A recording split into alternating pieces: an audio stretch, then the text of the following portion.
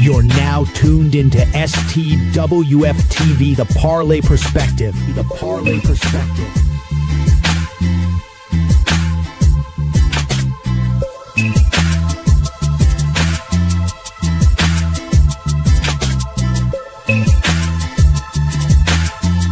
Five, four, three, two, one.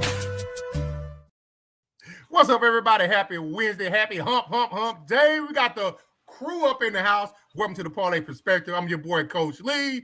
We got my man looking like he ready to either throw some tuners over his shoulder or stick a motherfucker up. My man, Meta Wide. What's up, baby?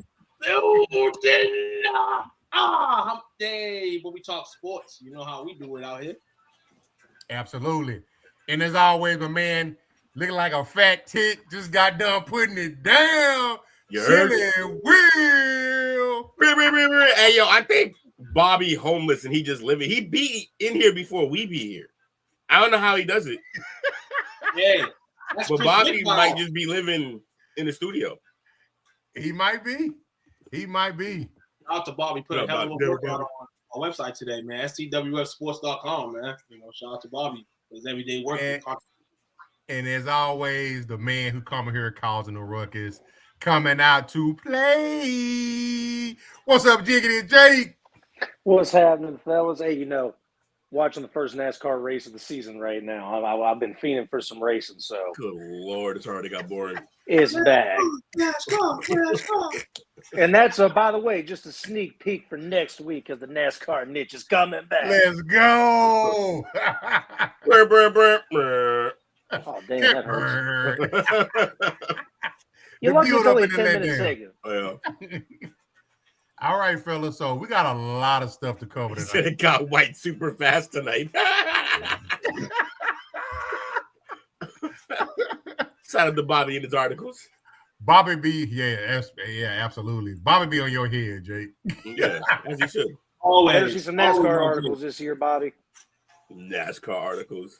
You gonna write a picture book? Let's get it. All right, so to start it right off the bat, my man Took had this requested in. Took picked out the thumbnail artwork recommendation, and he wanted to start off the night talking a little boxing in the ring. Had a big fight this past weekend.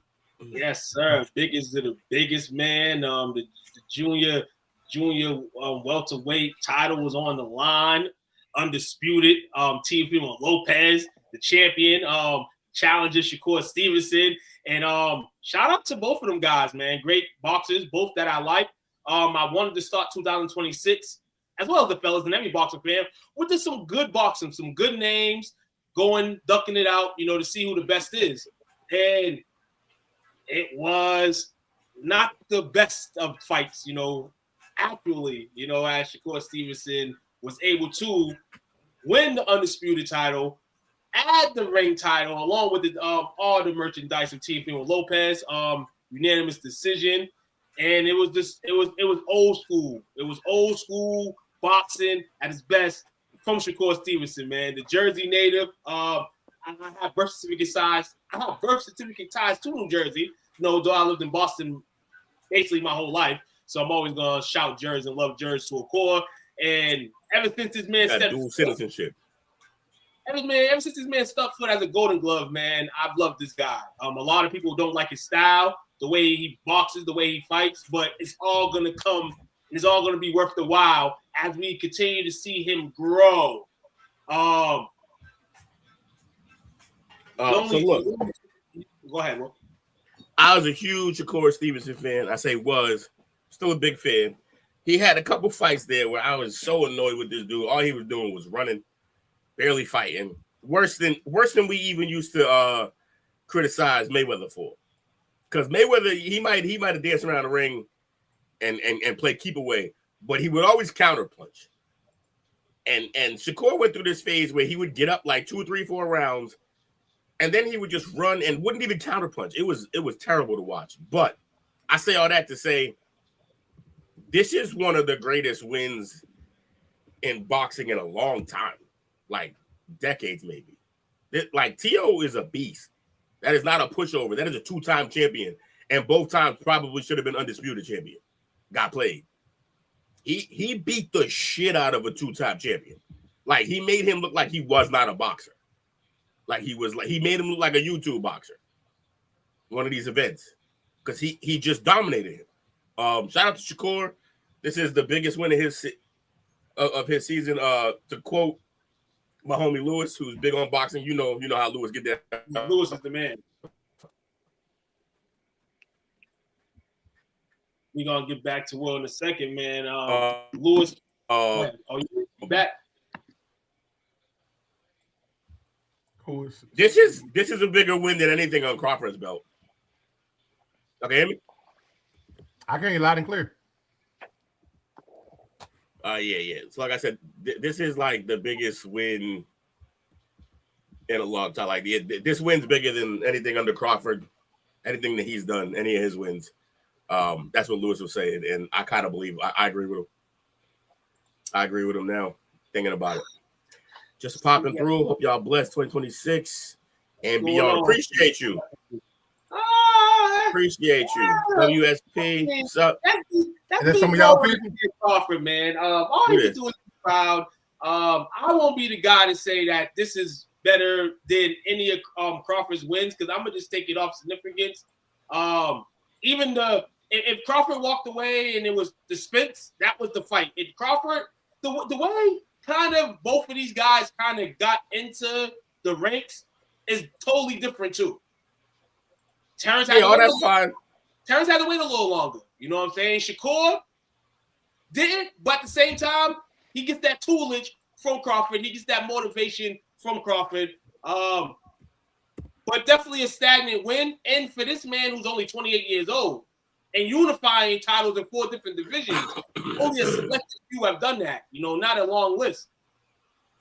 The fights this is where it's going to start coming from here. And like, oh snap, in terms of Crawford's resume, his resume is going to continue to build. So over time, absolutely. See, that's the thing. That's the thing. You're talking about all-time great. I'm talking about a single fight. This is a better win than anything I saw from a few boxers, honestly. A few boxers, this is a better win. Because this is, like I said, this is a 2-time champion in his prime still. Like this is not a guy at the end of his prime, like when Pacquiao was fighting on people at the end, like he himself was past his prime, but he was still fighting. You know what I mean, that's not what T.O. doing. T.O.'s in his prime. And he got busted up like bad. He got embarrassed out there. He's moving up. He's not going to be participating in that weight class no more. Actually, he got to. He's not. And today, as well, more news coming out the camp. The WBC, stripped Shakur just days after the win of the title. You know, we talked about it numerous times on this podcast. The sanctioning fees, all that. The sanctioning bodies want their money. But the crazy thing is, the WBC basically already had got paid from Shakur when Shakur won it his last fight. So now they're trying to double dip, and Shakur on social media had these things to say. He said, 100K to some crooks who don't deserve it. Nah, Leonie, which is his daughter, I'd rather give it to you, baby girl. The WBC didn't even have shit to do with this fight, and it's eating them alive. Take your belts and don't make me. Then he said in another tweet, and I just paid these dudes after my last fight. What the hell am I giving you 100K right now for? Then he says this. He loves his bro. He says, because y'all got beef with Bud. So come at me for it. Yep. Shout out to Shakur, man. I love that. He don't need them belts. We saw the fight. He beat his ass. He don't need a belt to tell us that. So I mean, now you have him as the champ here, and obviously he's gonna have to find some opponents. So one particular guy that was in the ring after the matchup on Saturday night is Connor Penn. They've been going back and forth to social media, back and forth actually on podcasts in regards to them fighting each other. Maybe that's something that happens down the road. Another opponent for him potentially could be Dalton Smith. Dalton Smith is at the super lightweight, and I think he's the number 1 contender. So he can either fight him or fight the 2, 3, 4. You know how that kind of works. That's kind of pretty much up to Shakur. I don't think he takes that fight right away. I think he fights somebody else, but that fight has potential. And it could happen. Another guy is Raymond Montoya. He successfully defended his IBF light heavyweight world title for the first time. Beat Andy Cruz over 12 rounds. Battered him, actually. Another fight. And this guy does fight this month. So it'll be interesting if this even happens. Ryan Garcia. He fights Mario Barrios for a vacant title. And some people don't think that he deserved to be in that fight, but that's where he is. He's going to be fighting Mario Barrios for the WBC welterweight world title on February 21st. And last but not least, we see Teofimo and Lopez that said he's been cool with these guys kind of since Golden Gloves. But another guy that Shakur ran through, probably not, but he's in the same era, Devin Haney. Devin Haney won a few months ago. Devin Haney's going to be looking for an opponent soon. So we're going to kind of see not only Shakur, but other young guys. There's going to be fights that's going to be made, and people may not be happy with them in terms of their record, but they got to happen. If it doesn't happen, it's got to happen now. Guys with these zeros behind them got to fight. So, shout out to boxing this weekend. Shout out to Big Baby Miller getting his toupee knocked off. Shout out to Sushu Keratin, you know what I'm saying, handling business. Shout out to Keyshawn Davis, who before the Shakur fight handled business. This guy was suspended for drug use, and a lot of backlash came from it, saying he wasn't motivated in the sport of boxing and things like that. And he proved his point.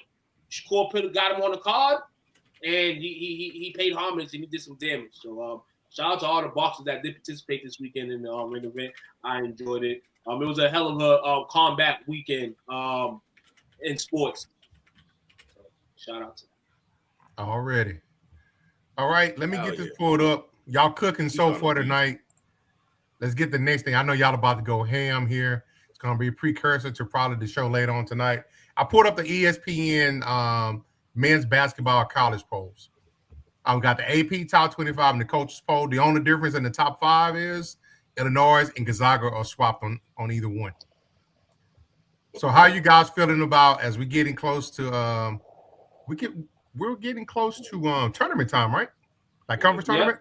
March, yep. Oh, well, yeah. End of February, yeah. So how you guys feeling about the top 5 thus far? I feel like I don't know what anybody can do with Arizona. So you think they're the team to beat? Oh, hands down. Hands down. Look, they got They've already played Michigan, right? I believe so. They got a stud freshman. Oh, no. Yeah, baby. They got a stud freshman who's going to be a top 5 pick, and he's not the best player on their team. And he's not even close. So really, he's not the best player on that team. That's they got a guard. They got a guard who no one can guard. I'm forgetting the names right now just because I wasn't even caring about names. I was just watching this team kill people, man. They got a super athletic big. My guy Pete is obviously the guy that everybody's watching because he's going to be a top 5 pick. Look, UConn's always going to be in the mix. I like what Duke's throwing out on the court. Gonzaga's always going to be a problem, but you know their demons are the bracket, not the regular season. Michigan, I'm always weary of Michigan teams. They always tend to have talent, but they don't always perform later on. But Michigan looks good. This is the top 5 teams this year it's funny because like Tuke been screaming out parity, and he's not wrong. When you go down the list, you see a bunch of good teams, but also that top 5, heavy top up top. Top 5 is heavy. I had to go. I mean, tournament time is about a month, like you said, a month and a half. Mm-hmm. Right now, if I had to kind of pair it in a sense, Arizona, Michigan, UConn would probably be possibly favorites, favorites to win the championship. I'll pit Duke. I'll pit Houston in there just out of respect. Final 4 contenders could include those classes of schools that is named: Purdue, Iowa State, Gonzaga, which is climbing up the ranks. BYU, who has a prominent threat that's gonna probably continue to grow through tournament time. And AJ DeBenza, Illinois has been real sneaky as of late. Nebraska, most of the season has been good, kind of slouching down. And the last game was kind of it's crazy. It's crazy that they lost that. But that too, and then the Texas Red Raiders are a team too, sneaky team in the 12 that can potentially be Final Four contenders. A few more teams here, and I call them second weekend threats. Teams that if they get into right situations, they can definitely make someone dance at tournament time. Michigan State, we already know that all the time. The Florida Gators, we're not going to let go of them. They're the national champions for a reason. They're going to have to defend their title, but they'll be there. Arkansas, Kansas, potential number 1 pick, Dale Peterson. He's going to light up in the tournament. I just think everything he's doing right now is just kind of being strategic in terms of his NBA stock. Vanderbilt, Virginia, and Alabama. Those are teams right now that I would kind of go. The team, 4 or 5 teams that I'm like, this season is make-believe. But, I mean, they're prestige schools to a point. Tennessee, St. John's, Kentucky, Louisville, North Carolina. Those are teams that this season can be over right after the first weekend, or like you said, right situations, they can do some dancing. So, BYU took Arizona down to the wire. That was a hell of a game, and I was not expecting that. So that did tell me that Arizona can bleed, but they didn't actually bleed. Like that team they just bruised a little bit. That team's too good. We can't forget about this, and we're coming up to it. I got some Cinderellas. I think that can cause some waves. The Miami Ohio Redhawks, they are undefeated. Can't even give me a chance to get to it, too. Can't even give me the chance. It is Ohio. Let them cook. 20-0. The last 2 weeks of games have been thrilling. 23-0. Murray State, McNeese, Liberty, Yale, and UNC Wilmington. Those are teams right now. Look out for them. You know, if I had to pick 2 teams to watch out for, especially come tournament time, because they're getting it together right at the right time, it's definitely BYU. I know they just dropped 2 straight, but they're playing the meatiest part of the schedule, the Big 12, and they're not losing by blowouts. They're keeping it close. And like Took said, the Pans he's unbelievable. He's, in my opinion, the number 1 overall pick, but I understand Darren Peterson's unbelievable from Kansas. And also watch out for UNC. They're coming together right at the right time. Their team's gelling very well. They're playing it as a team sport, not you're relying on one guy. Both teams are going to be scary come tournament time. I would not be surprised if either one of those teams were in the Final Four. And also, as Took already mentioned, I wouldn't call it Cinderella because they're winning very close games in a not-so-great conference. But shout out to the Miami of Ohio Redhawks being one of the only last couple undefeated teams left.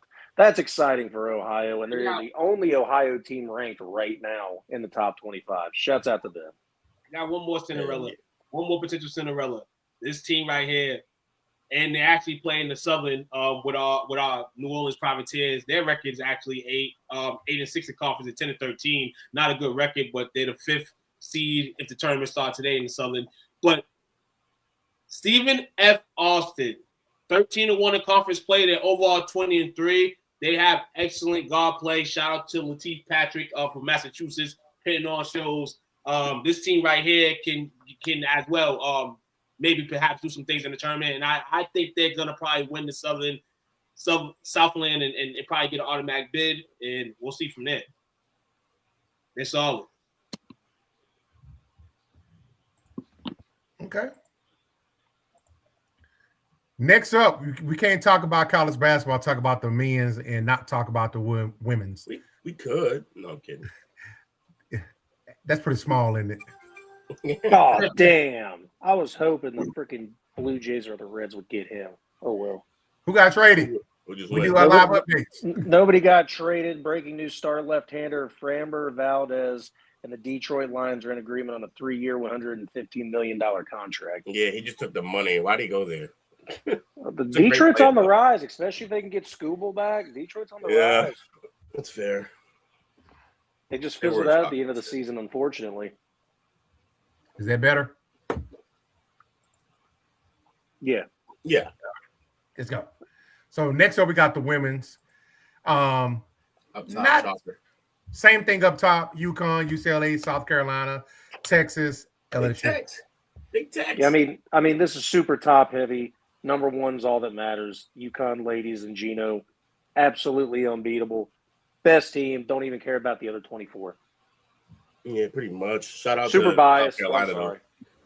though. South Carolina always gonna be irrelevant. Why is Yeah, UConn ladies your team? You front running ass. I've liked them since 2011.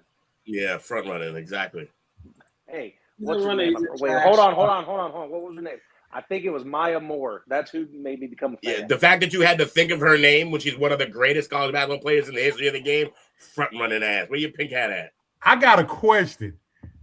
I would say he's a front runner, but Mm-hmm. the Patriots, the UConn, Mm-hmm. but he's a Blue Jays and Suns fan.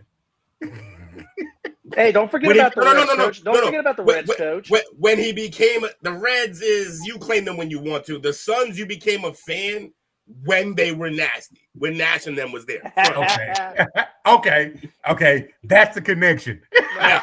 Will, I'm telling you. You The say only that- natural one is the Blue Jays, and that's because he's a Canada stan for some reason. Look, It's weird. hey, that Reds diss isn't fair because you know this and it's on record that was the first team I ever liked in any sport. Yeah, on the Yes, record. sir. Yeah, this top 25 here. We know who the best team is. LSU versus Texas. Super Part done with that 2 shit. tomorrow. LSU's already got a W, I believe, over what's going on, my Nubian brethren and Jake. LSU Mike came in and chose violence. He chose hate crime. No, sir.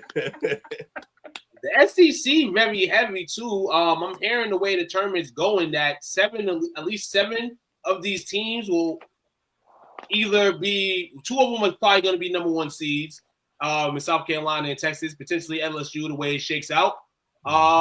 Open the weekend, 7 teams from the SEC will be sites to tournament games. So that shows the dominance in the SEC, the Big Ten as well. Prestige, you see it all around the board.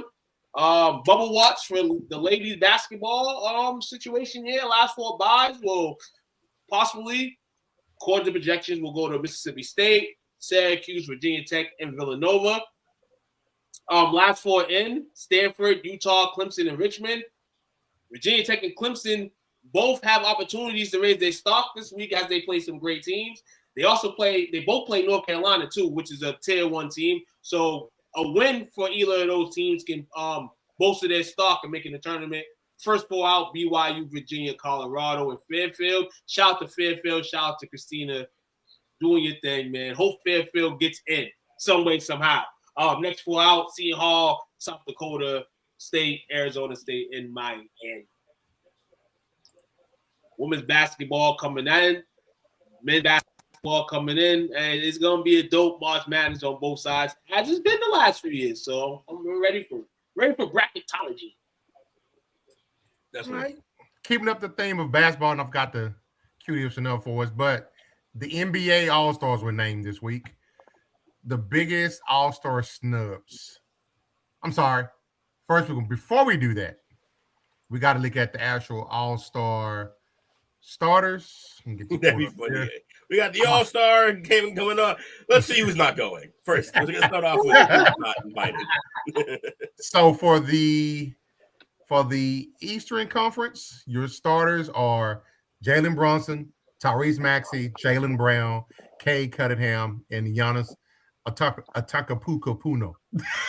You're doing great. Yo, he said it so crazy. I forgot how to say it because of how he said it. Man. I'm sitting there The trying to Greek figure out how to freak. say it. Yeah, there you go. Yep. Yo, You can't say it. that's 4 point guards in the Greek. That's what that lineup is. That's crazy. So, how do y'all feel about that? Good selection. I feel like it's 4 point guards in the center. Well, no. The way it's going is you can list these starters, but they're going into the world versus the they have the world draft team pool, and the pool, right. two Okay, they American just voted teams. starters. and then the rookie team. So the same format as last year, but in terms of the world's gonna have their own team, and then 2 USA teams. They're doing the 4 teams again. Yeah, I believe so. That was so much fun when I didn't watch that last year. Let me see. So the format is what did it say? This year's event will mark the debut of the USA versus the World format, as Took mentioned, in which 2 teams of U.S. players and 1 team of international players compete in a round-robin tournament featuring 4 12-minute games. Each team will feature a minimum of 8 players. After the 3rd game, the top 2 teams by record would advance to each face each other in the championship matchup. If all 3 teams are tied with the 1-1 record after game 3, the tiebreaker will be the point differential in each team's first round-robin games. Is it 3 teams or 4 teams? It's 4. So it's 2 American, one over like national and 1 rookie team, or just basically the rookies, the sophomores, and the G League teams will kind of have 4 teams in, and then they'll battle one out the day before, and then the winner of that whole thing will be the 4th team on the actual All-Star night. So the rookies in G League, that's their own shit still. They have their own game still, but then that winning team will get the present of being part of All-Star Sunday. And they'll play one of those American teams, one of the American NBA teams, whatever the case is. Derek Queen's on the Rising Stars team. Yes, he is. What's the rest of the All-Stars? Because there's a Western, name them all, man. Shout it out. So for the for the reserves for the Eastern, for the Western starters, they got Steph, Shai, Luka, Wemby, and Jokic. Yeah, it's a good team. It's a lot better than the East team.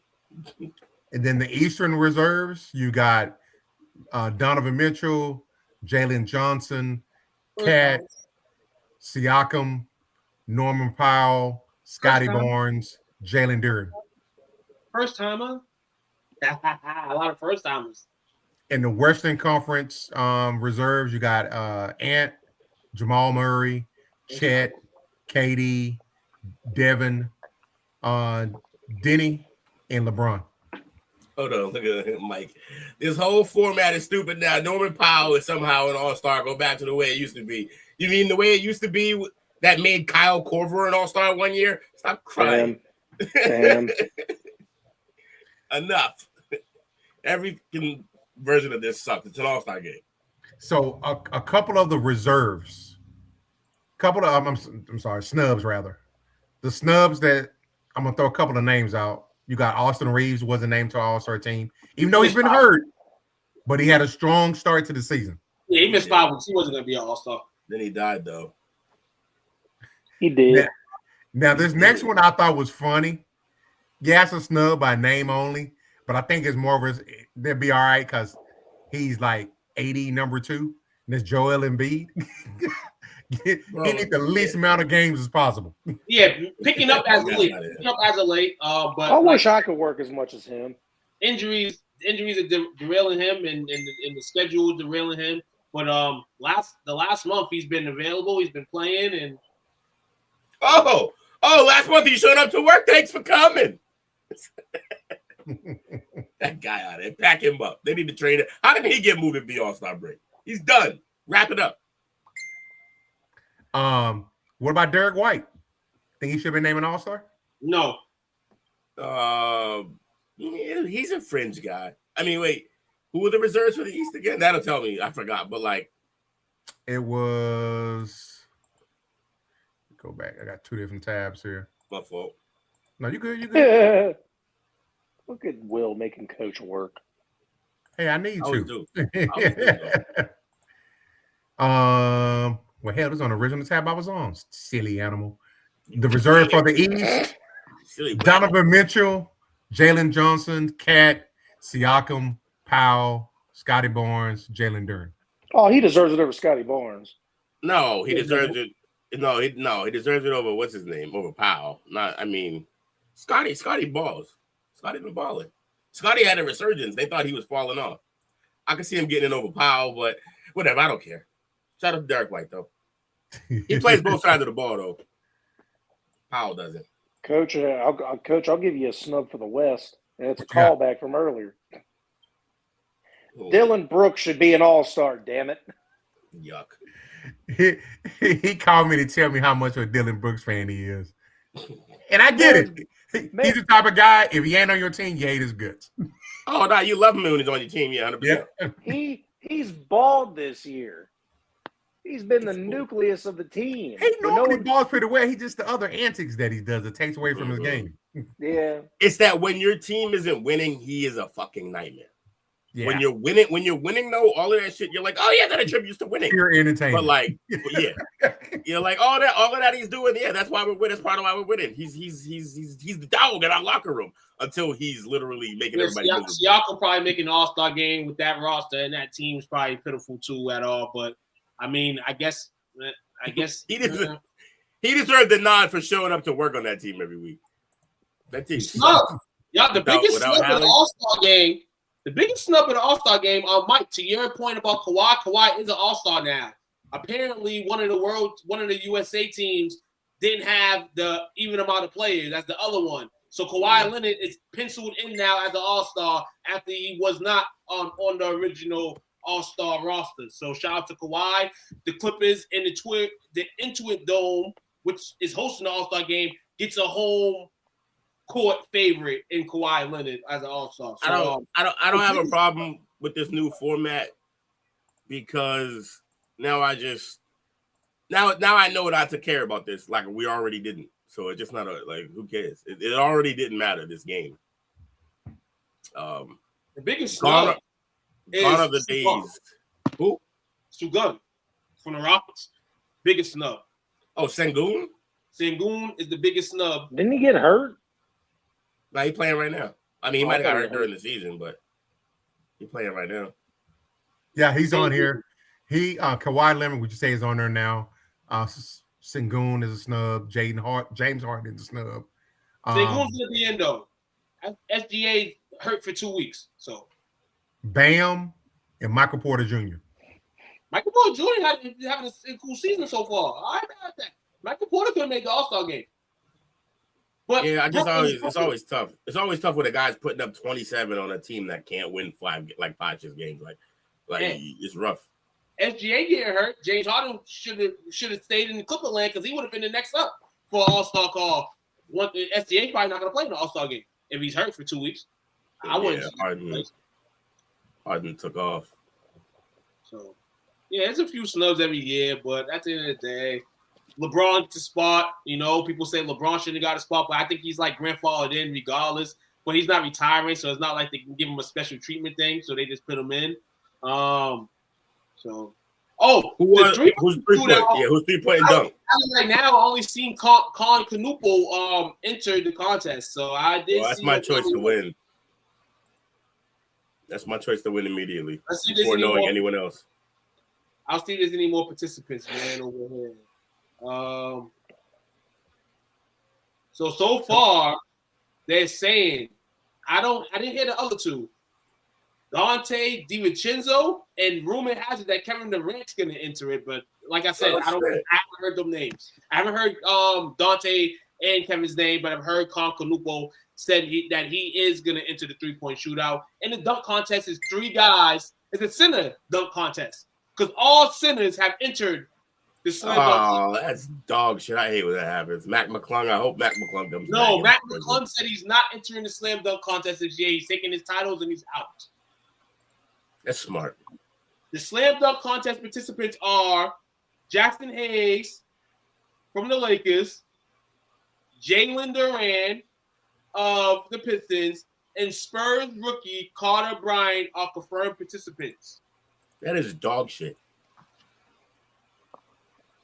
Hey, I'm going to say it to the world right now. This man gets no love from nobody. But I've been seeing him a lot lately on my reels and all that. Huff from Indiana. If you're gonna have a center all-star game, slam dunk contest, pin him in it. He's gonna you want a white center to be in a dunk contest. This competition has officially died. Look at his highlight reel.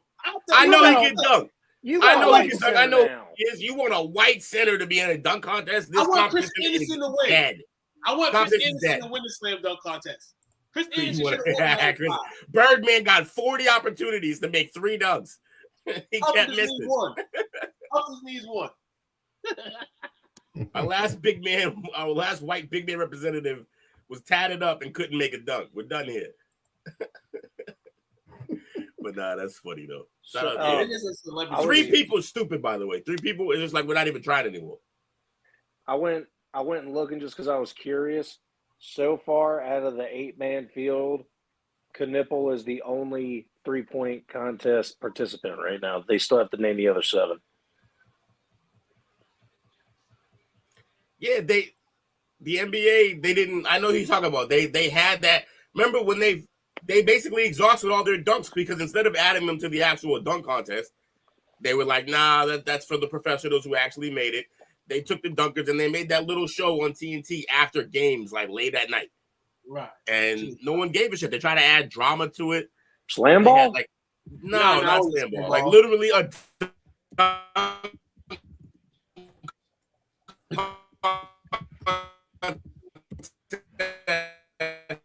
What a lag.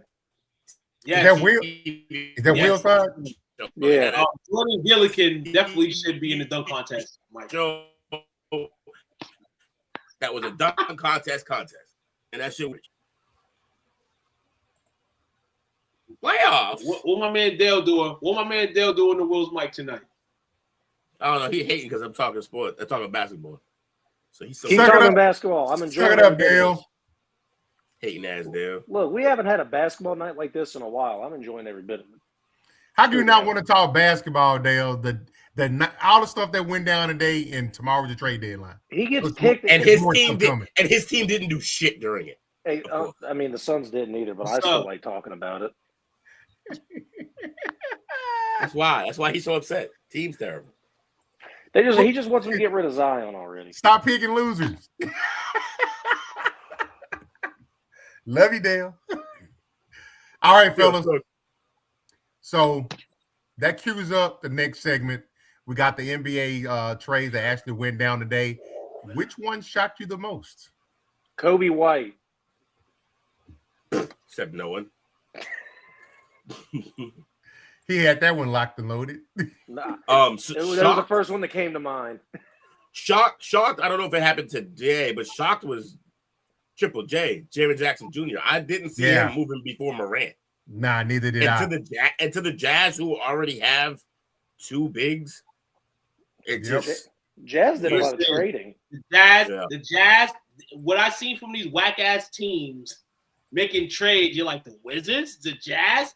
Yeah. They are filling ammo for what I don't know, but Utah got Danny over there, and Danny now got 3 possessed bigs in his pocket that can all start for all these different teams that are looking for one. This is gonna be interesting. We know one of those big men are gonna get flipped, but I'm hearing in Utah that they may go with this 3 set. I don't believe it, but real interesting to see Utah go there. They might put what's it, Luke? They might put Maury back at the 3, a 7-foot small forward. Laurie Markkinen. Tomatoes, lambs, hot dog. What I call him, Maury? Lowry Markkinen, yeah. But no, I understand why the Mavs and the Bulls made the trades that they did. It's because it opens up a ton of cap space at the beginning of the offseason. They both unloaded. I think the Bulls, the Bulls have like 4 or 5 point guards on roster now, which is wild. Yeah, but they have both teams Conley. Yeah, go ahead. What was it? Conley, White's gone. Did they get what's his name from the Jazz? Where did Sexton go? I think Sexton went to. I think he went to. Where you go? He was in the trade. He's right though. Chicago got mad guards, but I don't know what they're gonna do. Giddey, too many guards. Sexton went to the Bulls. Yeah, Sexton, too many guards. Yeah, no, they're all on their last years of their contracts though. So they unloaded a lot of money so that they can go crazy in free agency. It's the same reason why the Mavs were able to unload AD. I think Coach said that freed up almost $70 million right there. So with all these guards going off a contract, that opens up the cap space for the Bulls To do what with? get some Nobody's free agency. going there. Well, I'm just saying it's a possibility.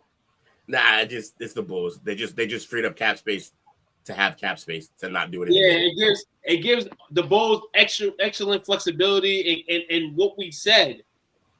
And hold on, I wish, because the Bulls went on a little winning streak this season, and before the season, I said they were sellers. They're going to be crazy sellers at the deadline. And even when they went on the winning streak, and everybody was like, "Oh snap, Chicago!" I said they're selling. They are going to sell, and everybody's maximizing on something right now to be sold. And now the Bulls are selling everything. Simons now was a Bull, 27.6 expiring deal. Conley, 10.4 expiring deal. He's going to get waived, probably go to a contender. Kobe White was on the 12.8 expiring deal, and Jaden Ivey from the Pistons, who got traded there, will make $10.1 million, and he enters restricted free agency this offseason. So the Bulls basically have an empty roster at season's end, if they want to, and they'll have open workout tryouts, and maybe Michael Jordan, Scottie Pippen, Dennis Rodman will go try out. So let me ask you three a question, because this one was interesting to me because I know they have Shy there. What role will Jared McCain play with the Thunder now? 6-man. He's just rotation to get in now because he was the starter in Philly, I believe. No, Max. Well, I mean, I guess they could kind of start him at the 2 a little bit, but nah, he's gonna be the 6-man, or he's gonna be the buckets off the bench. Yeah, definitely. He's a strong shooter, floor spacing, and they struggle with that. So definitely something he can do. He's a number 1 draft pick last year. There's a lot going on in Philly right now, so he brings him to an organization who's going to give him the best of what they can give him. Relinquishing 4 picks, though, for him. Definitely expensive, but it helps a major need that OKC needs and can possibly get them. Not saying he's the guy that's going to get them over the hump again, but the small price to pay. I was about to. He still has. I was about to say the Thunder had plenty of picks to give up. Yeah, they gave up 2026 first-round pick and then 3 second-round picks. I'm assuming spread out. Which again, 27, 28, and 1 and 22, 1 and 27, 2 and 28 for the second-round picks. And all them picks are gonna suck because they're gonna keep winning. So. Yeah. The Utah Jazz, what are they gonna do? Lonzo's probably good. I thought Charlotte, but maybe I'm wrong. Maybe he'll go play with his brother. In Charlotte. Let's see what goes on there. McCain averaged 15 points last year before he got hurt. So this is not a bad pickup, considering what he did last year before the injury. No. The bad part isn't on their end. The bad part is on Philly letting them go. Crazy. That's a great move for them. They got to steal. Philly wants to get under the tax. That's what they want to do. Paul George's helping them a little bit by shredding his $13 million again suspended. They're trying to get under the tax. That's what they're trying to do. Trading away young, cheap pieces when you have that much money tied up to people like Joel Embiid and Paul George. There's nothing much they can do but give up talent like that, because eventually you're going to have to pay him. And they can't afford to pay another guy because soon, they already paid Baxi, and now Edgecombe looks like soon enough you're going to have to sign him. So, yeah, Philly's just money-wise trying to get back to 4 years. He's a rookie, so he'll be fine. But, yeah, the Simons Vuk trade was crazy. Mike said he was mad at first. I knew Simons couldn't stay because he played himself into maybe not a max contract, but a contract bigger than you're going to willing to give to a third star on a team and still want to have a good team around him. So, yeah, he had to go. We needed a big, and I like the pickup, honestly. This is one thing. This is the craziest thing about the league now from what it was before. Like, we would talk about rumors and all that stuff, and we would just wait for it to happen.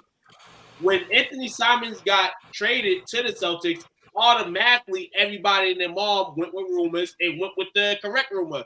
This was going to be a trade piece, essentially, this season to try to go get something, and that's what it was. And I think Simons, the Celtics, everybody, I think they all knew this. I hear people saying, oh, well, no. He knew the assignment. He knew what was up. He knew the Celtics, like Will said, couldn't pay him what he probably wanted to be paid. So, hey, you're Chicago Bulls now. They're going to give you that break. So the Celtics ultimately helped him out. He helped himself out by keeping his value where it was. And I'm shout out to both the Celtics and him for that. I heard some fun ass rumors about him buying out and coming back. That'd be amazing. That'd be crazy. Because he did love being here. He did love being here, but I don't think they're gonna do that. That's an asset for them, for the Bulls. I mean, unless they're gonna trade him, though, he's gonna walk. I don't think he stays there. Someone else in a better situation will pay him money to play basketball. So I don't think he'll stay with the Bulls. Why would he want to go there and just have his career die? Hey, Chris Paul got traded to Toronto today. They're saying he's not going to report. He should buy out. He's going to buy out and potentially go somewhere. There's going to be a lot of point guards. Buy out, come to Boston. Buy out, point guards, buy out. So teams that need point guards will be able to get one by next week. Oh, he wouldn't be allowed to go back to Boston if he buys out. For how long? Got to be a time limit. It's got to be to the end of the season, probably. Maybe he got it. Yeah, he probably got to sign with somebody else first. Or end the season. And the market's not going to let him get away. The market's not going to let him get away. His agent, for sure, is not going to let him spend that money. If the Bulls say, we got this max contract for you, he's taking that shit. He's taking it. For real. So, AD finally got out of Dallas. The only thing left over now, I think, is a first-round pick and Chris. His agent the pile 10 in terms of how he's playing. He did what he did. Say again. So I said, if you think agents control everything a player's gonna do, you think Schroeder would have did what he did. So yes, it comes down to the player. Schroeder understood his agent. And he didn't listen to his ass. He did what he wanted. He about to beat Luka's ass for that comment. What you say? CB3 so happy he's going through all this shit. Been a punk his whole career. Ship his ass to China. So mad. He's always so angry. All that because he used to bust Rondo's ass. Yeah, I didn't see that coming. My man, this what people this sucks so bad because we know the injury history with him.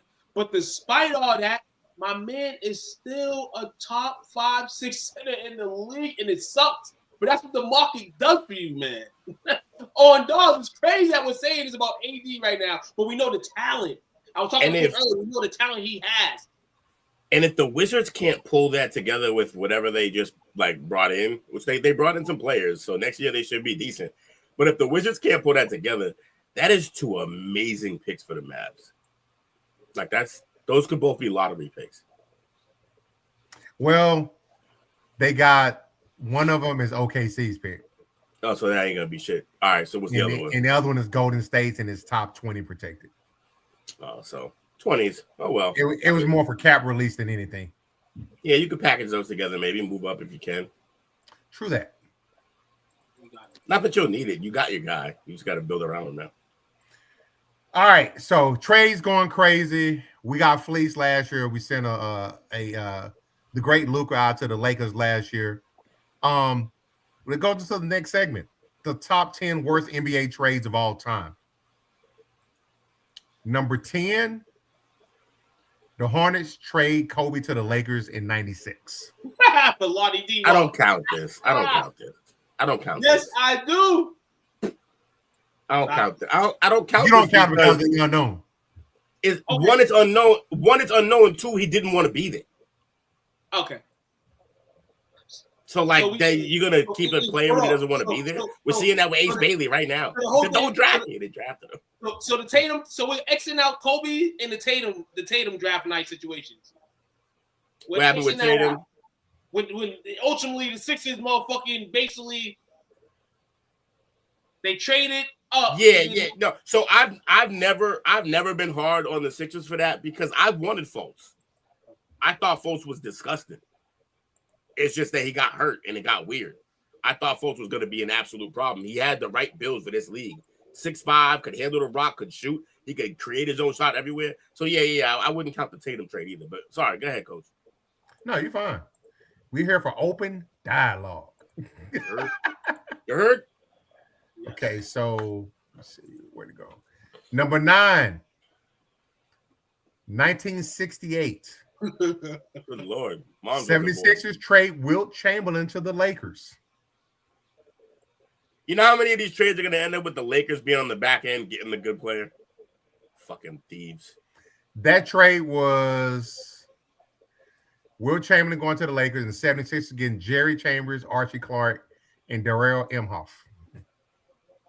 He wanted ownership stake. They didn't want to give Wilt the keys. Yeah. If they would have given him the keys, he wouldn't have demanded a trade. This happened similarly to Gretzky getting traded. Like, the player became so big in a small market that he basically could have owned the market. And they were like, no, we don't want that. And, well, then you don't got the player anymore. Sucks to suck. I do know this, though. One of the worst trades on this top 10, I guarantee it, the trade that built my current team has to be on there. I'm pretty sure. We'll come back around to it, though. Number 8, 1976. The draft trade the pick that became Irvin Magic Johnson to the Lakers. You see? What did I tell you? This is crazy.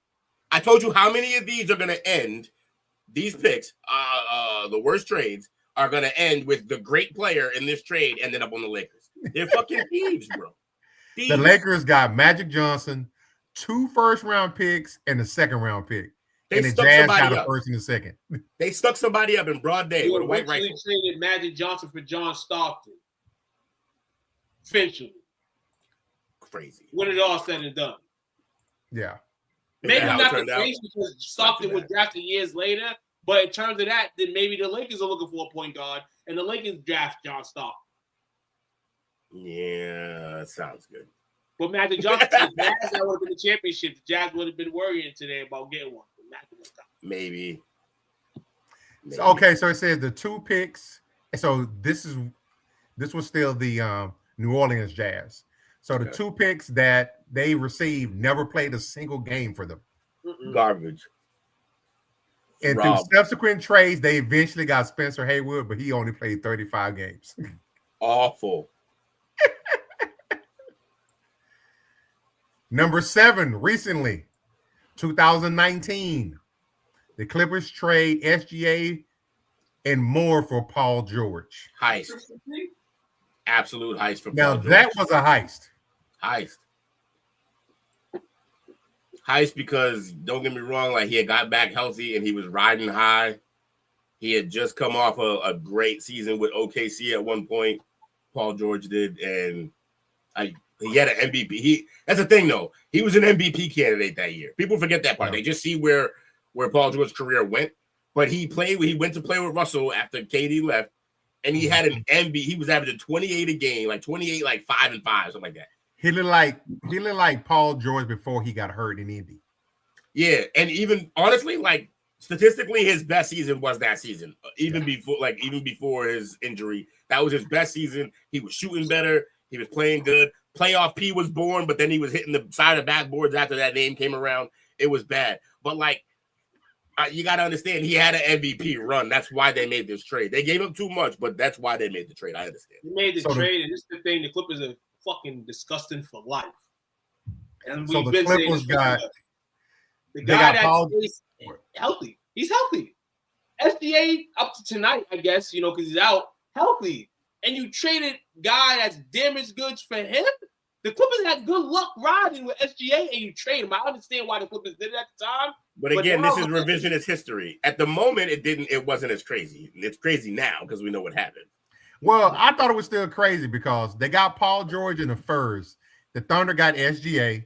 They got Gallinari, 5 first-round picks, which one of them later became Jalen Williams. Yeah, the 5 first rounders is crazy. Yeah, when I saw that, I was like, that's a lot. And they probably still got some of those in there. Especially when that's why they're still spending them, because you can't do them back-to-back years, so it was every other year for eternity, apparently. And this is why the Clippers are the Clippers.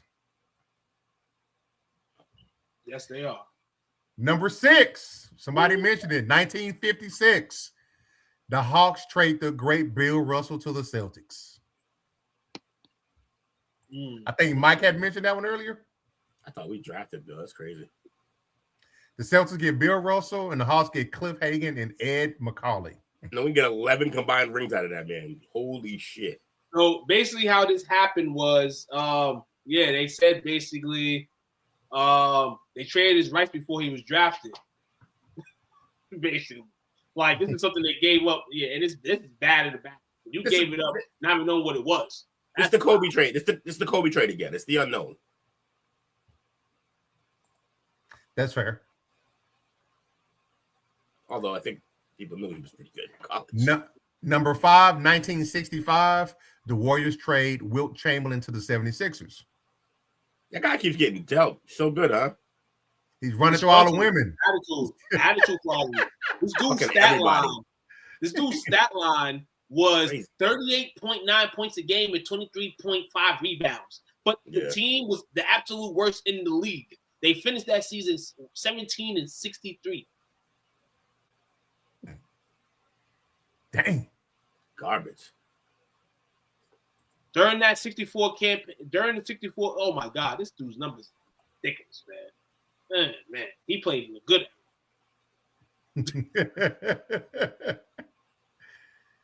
Number 4, 1998 draft night. The Bucks trade Dirk to the Mavericks for the draft night, and I believe the Mavericks got Pat Garrity, the first round, which was Dirk, and the Bucks got Robert Tractor Trailer. Robert's supposed to be a beast. Robert's supposed to be a beast. No. This is the thing I'm not getting though. There's a lot of chatter in the league. Robert was kind of nice, but he was supposed to be better than he was, and there was no way to tell what Dirk would be. Shout out to you, Sugar 80. That's 26. Shout out to you. Robert Trailer, rest in peace to him. Yeah, Dirk Nowitzki. This is crazy as hell. You know why? Because people in the league knew that Dirk was nice. He was going to pick up games and all that stuff, killing homies. And the Bucks didn't get that memo. It's not about. It's just nobody believes. Like especially back then with the Euro guys, nobody believed it. Too. And they had Glenn Robb. You had big Glenn Robb. You know they probably would solidify right there on the wing in this time. You know it's not like the new age era now. You know you probably would have took him. You know so yeah I can respect that. But damn, the way his career went in Tractor Trailer, god damn, this is bad. Trailer was supposed to be a much better player. He looked really good coming out. He was. He was definitely supposed to be a best player, you know? But then conditioning and all that stuff started to go and shit. Oh, Bobby said he was the start of the Euro guys coming in and doing it. You could kind of say he was the start of the wave, but Dragan Petrovic, cut that out. Petrovic on the low. Steve Nash was in that one of the illest drafts of all time, and he was a first rounder in the '96. He don't count. He not European. He Canadian. Man, listen What's the problem with that? I'm putting the Canadians with the Europeans. Go play soccer or hockey. You meant hockey, I think. I said both. Hockey. He meant hockey. Number 3, 1976. The Nets trade Julius Erving to the 76ers for cash. Sometimes you just broke. Sometimes you just poor. I mean, sometimes you gotta sell the radio. That's just what it is. That's rough though. Nothing worse than trading for cash considerations. Yeah, they couldn't pay that bill. The NBA, they wanted to join the NBA, but the NBA did too much, and they just ended up like, okay. And hey, they still got to gloss them in history because they gave away one of their prestige players to the NBA. Gave the NBA a good gift. Oh, bueno. Who's next? Next, we have number 2, 1975. The Bucks trade Kareem Abdul-Jabbar to the Lakers. Lakers is fleecing everybody on these. I told you. I didn't even see the list, and I told you this was going to happen. I told you this was the beginning. Nobody. We don't fleece nobody. No, straight thieves. Y'all don't fleece nobody? Fleecing everybody. Let's go back and look at a recent history. It's good business. Well, no, it's not. It's the league favoring your market. It's the league favoring your market, man. Oh, absolutely. And you know what the worst part was? You know what the worst part is? All these different times that the league let them fucking rob somebody, armed robbery, and they never stop bitching and complaining about the one time the league didn't let them get Chris Paul. Yep. They never shut up about this shit. Even though they've been allowed to rob everybody and their mama for all these years, the one time they don't, they cry about that shit. That's why I can't deal with all it. this BS, Robbery. and they draw the line at Chris Paul. Yeah, robbery. So two sit up there and say they didn't rob nobody. You can only guess what number one is. Luka. We didn't know nobody. Luka. 2025, Mavs trade Luka Doncic to the Lakers. The one time the league ended up helping out the team that got stolen from though, they gave y'all the first pick and gave you. You traded Luka Doncic for Chris Middleton, AJ Johnson, Mekhi Burnham, Marvin Bagley, first-round picks, bunch of second-round picks. bums. Matt Christie in the first-round pick. Bunch of bums. Should have just added Nico to that deal. Seriously. But why would they want him? Look what he's trading. Get him out of here. Don't nobody want him. I can't believe my Celtics weren't on this list. They robbed the Nets and built an entire other franchise like caliber team off of that trade. Let me see. Let me go back down. See. Okay, there's more. Yeah, it gave us 50, but we weren't finna do all 50. Nah, not all 50. That's crazy. But the Nets one, the Celtics and Nets got to be up there. Number 13, the Packers trade the 84 pick that became number 2 in the Michael Jordan draft. Yeah, but you know why no one ever talks about that? Because then the Blazers immediately said, hold my beer, and then didn't draft Jordan number 1, drafted Sam Bowie.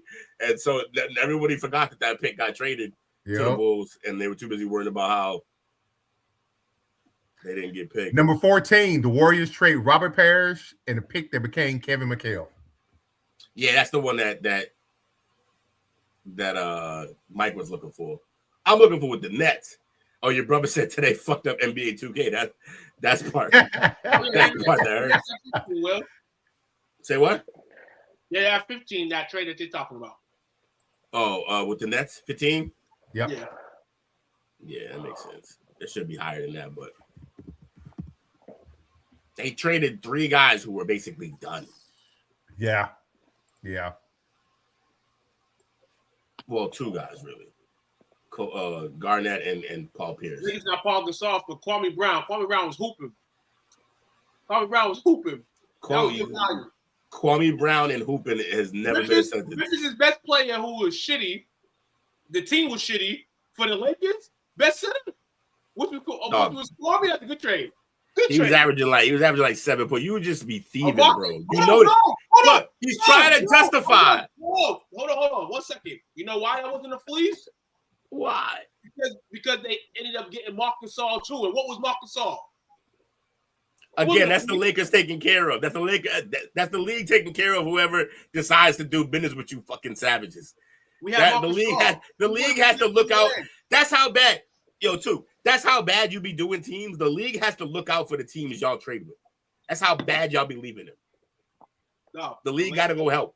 The Lakers had Marc Gasol, and they gave him up for the big brother. That's a good trade. Can I ask you a question? Why are you so loud? Because I am. No, be quiet. I got school and yelling. All right, cool. Hey, we be asking them the same thing, though. So Oh my God! Stop being loud. Somebody No. clip that. Just drop something. No, I didn't. Peace out. All right. Peace out. Next up, gonna go to the gridiron. So Dale probably from the grid to show up. We're gonna grade all 10 NFL head coaching hires of 2026. I ain't let his ass in. So, alphabetical order: the Arizona Cardinals and Mike LaFleur. They gave him a C. Yeah, you know who this guy is. We don't even know if he's related to Matt like LaFleur. Say again, Will. We don't even know if he's related to Matt LaFleur. We just the guy. I think that's his brother, isn't it? That's what I would assume. But if that's all we know you for, then you ain't nobody yet. It's probably a distant cousin. Kissing cousins. I know he's from the McVay coaching tree. So offense, huh? Let's see. He's been around a while, though. He's been with the Browns, the Falcons, the Niners, the Jets, the Rams, and just got hired by the Cardinals. And he is the younger brother of Matt LaFleur. There we go. Well, we know him for a grand total of one things. He is 38 years old. Oh, he's McVay's age when he got signed up, or was McVay 36? Might have been 36. Either way, shout out. So they gave him a C. This one I kind of like. I think even though he messed it up towards the end of his tenure there, the Atlanta Falcons signing Kevin Stefanski, they gave him a B minus. He was terrible in his decision making at the end of this season. But if I'm not mistaken, wasn't he a 2-time Coach of the Year? Yeah, both times questionable, but he got him. So, and he was given a shit sandwich. It wasn't like they were drafting guys that he didn't necessarily want for his system. It's just the whole shit show. I don't blame everything that happened in Cleveland on Stefanski. How can you? It's Cleveland. It's Cleveland at the end of the day. It's Jake's fault. I agree. What? You're in Ohio.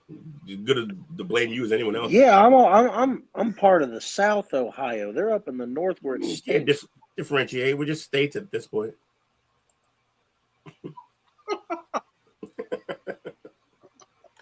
Stefanski's dad serves as an advisor for the Phoenix Suns. Another terrible. Another franchise not being run well. You just had to add that, didn't you, Coach? You just had to add Yeah, it. see, that's what I'm saying. There's the connection. You can blame Jake. I'm with this. It's fine. There's a connection. It was unbelievable. You could have just It's unbelievable. glazed over that and said, never mind. Could have moved on. Why bother though? You gotta say it. The Baltimore Ravens signing Jesse Minter, they gave him an A minus. That's fine. See, Jesse Minter, been with Notre Dame, Cincinnati, Georgia State, the Ravens, Vanderbilt, Michigan, the Chargers, and head coach of the Ravens. Yeah, but A minus for who's it? Huh? Give him an A minus for who's it? Who's this guy? Come on now. I mean, Minter, I know who he is, but I'm just saying, like, that's an A minus signing. Okay. See, he was the DBs. He worked with the DBs back when 2017 with the Ravens the first time. They got promoted to the actual coach of defensive backs in 2020. Anybody want to weigh in on what the weakest part of the Ravens defense has been for the last 4 or 5 years? Secondary. He is the son of head football coach at the University of Cincinnati, Rick Minter. He should have went and coached there. Oh, he was the head coach there. He's currently a senior defensive analyst for the Chargers. Well, good luck for Minter. Tough job. Tough shoes to fill, by the way. This one I didn't understand. This is the one that me and Dale almost got in a first argument over.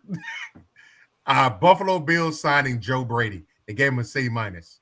Why'd y'all get an argument about it? I missed the whole thing, but you can elaborate right now for me. Over Anthony Lynn. He said Anthony Lynn shouldn't even take the interview. I was like, you don't turn down interviews, they use it against you. How you gonna talk about your brother? Anthony Lynn and Dale look alike. Why are you hating on your brother like that, Dale?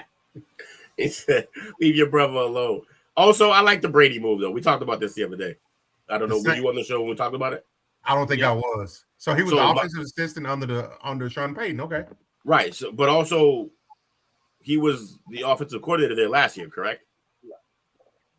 He was their OC. They just moved him up. No, he was in Carolina. Carolina. No. He was in Buffalo. He got promoted up from Buffalo. Right, he got promoted up. So here's my thing. You get to obviously we've been saying that the Bills needed to change some stuff up, right? All right. So McDermott, what's he known for? Defense. What was terrible on that team? The defense. So you move on from that guy. But that doesn't mean that your offense was awful. Your offense was the best part of the team. So you kept that coach. You move him up to head coach. This way, he's not mad. Your quarterback's not mad. Josh Allen isn't angry. And then you keep your same offense, same system. And now you got to go out and get guys to fix your defense. I don't mind this move. Brady was a good selection. Anthony Lynn is a whole new everything. I don't think they need a whole new everything. That's not the Bills' issue. Bills need a defense. Has he announced who he's bringing in as his DC? It'll be important. I promise. I don't know if he has, but it'll be highly important. Let's see. You got that too? I'm gonna check it out right now. Okay, while he's looking it up. So Joe Brady, like I said, he started with the Saints. He was the offensive coordinator at LSU during the Joe Burrow run. That's a good mark. The Carolina Panthers with Matt Rule, and then with Buffalo Bills. He survived Rule. That's another good. That guy's petty. Yeah.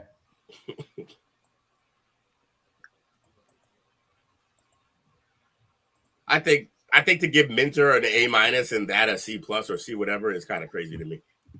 So they hired defensive coordinator Jim Leonhard. He's 43 years old. Oh, Leonard Denver from the Broncos. That's a good hire. That's a good hire. Oh, so there you go. Problem solved. Got McDermott's bum ass out of here. Kept the part of the team that was strong, the offense. Hired a good guy to coach the defense that was coaching a good defense already. That's a win. Yeah. Did good work. I'm annoyed. Next, we got the Cleveland Browns. I didn't understand this one. They hired Todd Monken. He got a C+. He essentially got his head coach fired in Baltimore. He's gonna do it again. Because from my understanding, it was reported that they got away. They went ahead and got away from Harbaugh because he wouldn't fire Monken. Look, Monken can coach, but he's like a starter coach in terms of like he's a great coach for a young quarterback getting ingratiated with the NFL, right? Mm-hmm. But once that quarterback catch up to speed with like just the average NFL quarterback, Monken has no longer has anything to offer that quarterback, and you got to move on. Like he can never level them up after. I don't think he kind of just gets you there. So I'm looking at, you know me, I like to look at the history of stuff. Mm-hmm. He started at Grand Valley State, then he moved to Notre Dame as an offense coordinator. I hate him. Then he joined the staff as a graduate assistant. I'm sorry, he went to offense coordinator. He went to Notre Dame as a graduate assistant when Beck moved to as offense coordinator. Mm-hmm. During his time at Grand Valley, he coached with defensive assistant Brian Kelly. Oh, there we go. He was also at Oklahoma State. He coached Justin Blackman. The Jacksonville Jaguars, Southern Miss, the Buccaneers, Cleveland Browns, Georgia, and then the Ravens last year, and this year he's back to Cleveland. Yeah, he's have fun. Monken. The Las Vegas Raiders, Clint Kubiak. They got a B for him.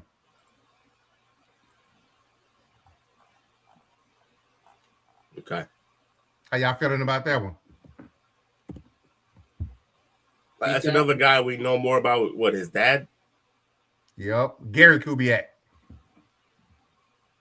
We just hope like Scotty did last year. He sparks up. Hope he's better than his father. See, he started at Texas A&M as offensive quality control.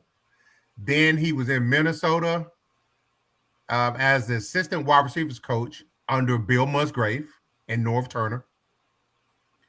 Then he went to the University of Kansas. Then he went to the Broncos under to be with when his dad Gary was coaching. He was under Musgrave again. My daddy. Then the Minnesota Vikings went back to, as offense coordinator with Kevin Stefanski under Mike Zimmer. Then the Broncos, back to the Broncos under Nathaniel Hackett. Then he went to the 49ers as passing game coordinator. Then the Saints, Seahawks last year. I'm sorry. Lost over. Yeah, Seahawks last year. So many places. Journeyman. Y'all like this move for them? So he's the current Seahawks coordinator. Okay. Yeah, I like the move. Somebody new. Give him a chance. New blood. He's 38 as well. He's a man, almost 40. The Miami Dolphins signed Jeff Halfley. Who? That right. He himself, he's 46. His coaching career, he started with the Buccaneers as assistant defensive backs coach in 2013. Then he went to the Browns. Then he was hired in 2016 of San Francisco to work with Chip Kelly as a DB coach. Then he went to Ohio State, Boston College, the Packers last year, and now the Dolphins head coach. Been around the world, yeah. Mm-hmm. And you're in Miami too. Yeah. Good luck. The New York Giants. This one I did not like. This is the one that I feared was going to happen, and it happened anyway. John Harbaugh going. He got a B+. I like the move, man. The Giants are trying to keep pace because the Cowboys are going to be the best team in the NFC next year. Then it's going to be the Giants. You know what I'm saying? Giants are going. Harbaugh's going to make them be out there playing like dogs next year. I like the move. I'm scared of the move because this is prestige, and I can't throw shade at the Harbaughs, man. They're solid. They are fucking solid. So I think he's going to end up being solid in New York.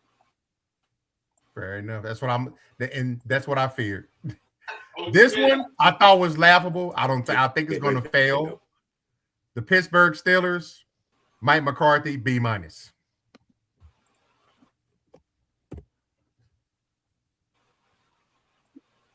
officially over. That's the best coach in our division now. They're not going to be 500. They're going to be below 500. And then they're going to fire Mike McCarthy in his home state. That's what's going to happen. Yeah, he's born and raised in Pittsburgh. Who, Harbaugh? McCarthy? McCarthy.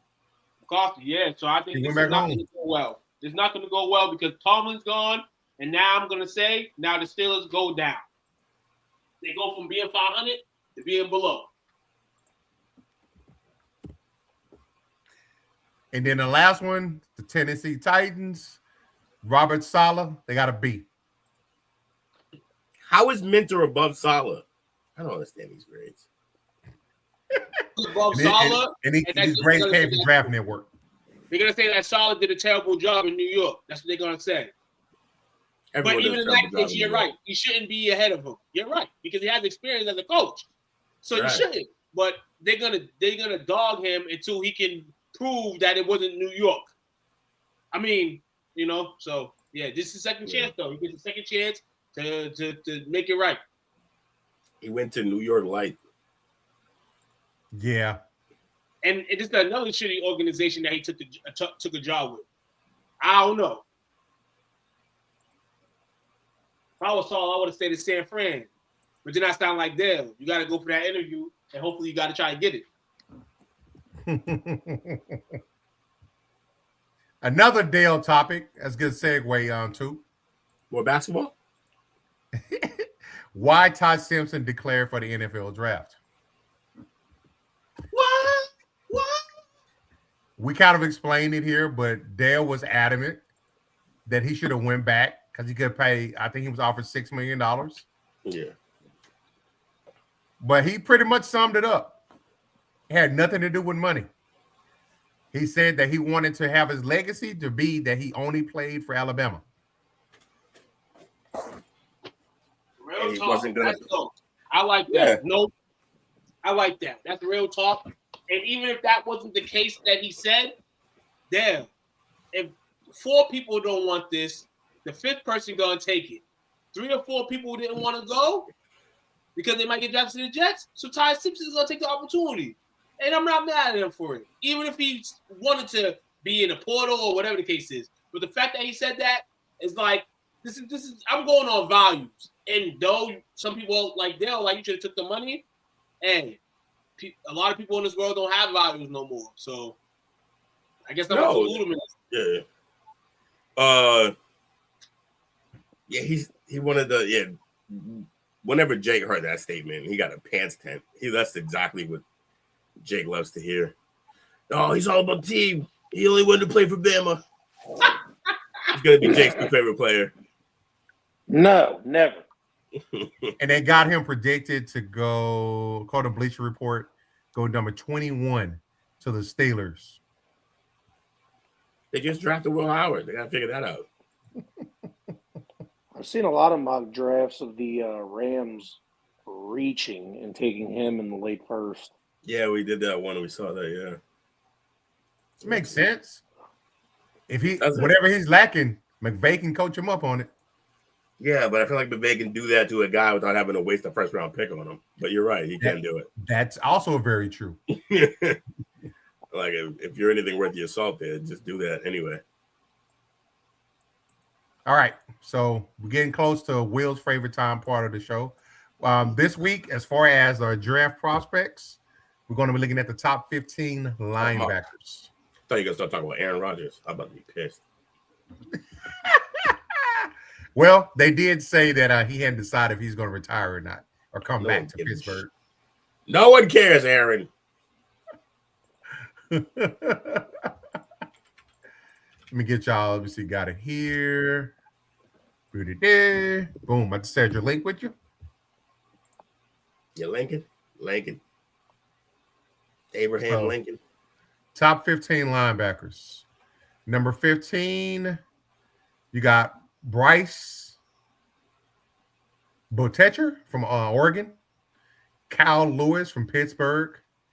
Jayshon Barham from Michigan.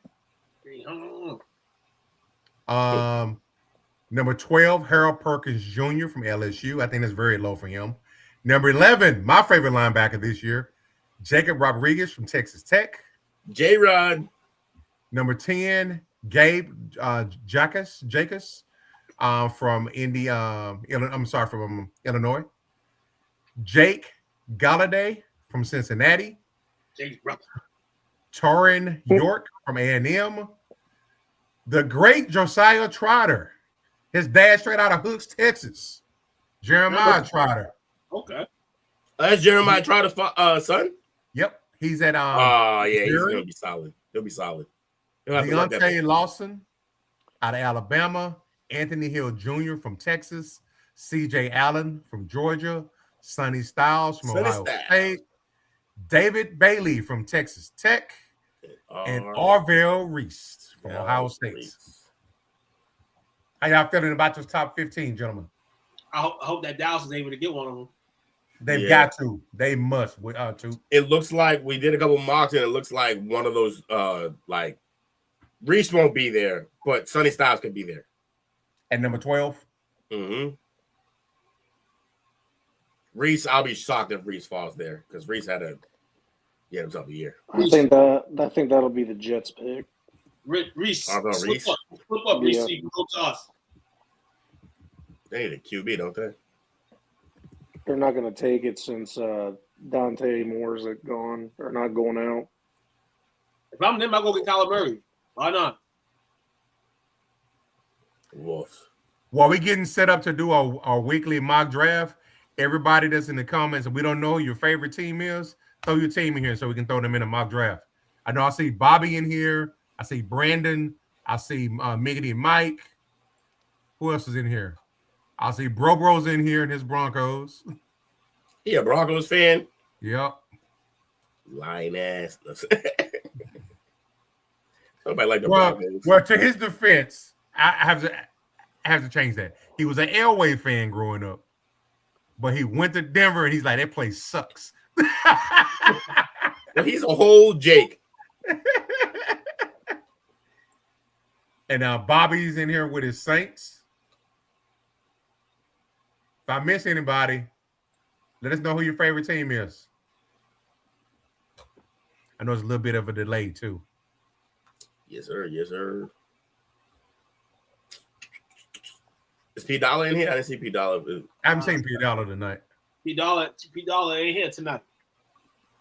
Well, then you don't get your team picked.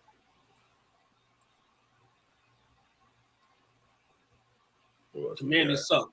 We don't want to worry about the Commanders. Salute. I picked your Broncos. You're gonna be able to pick for those bums. I guess it's going once, going twice. So let's get it started. We'll do 2 rounds. Okay. See what it's like. Cowboys don't got a second rounder, right? Nope, not at all, brother. So Giants up quick. So far, Raiders took. Oh shit! Goddamn, I gotta pull the trade back up. Yeah, Raiders took Mendoza. Wow, 2nd overall pick to the Jets, Jordan Tyson. 3rd overall pick to the Cardinals, Carnell Tate. 2 wide receivers go 2 and 3. It'll never happen. And then Ruben Bain gets to play for Robert Saleh.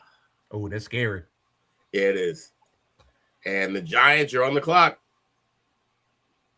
Making it Mike. Trade offers are move back to 19, move back to 18. Those are your only trade offers. Those are both terrible. Cut that out.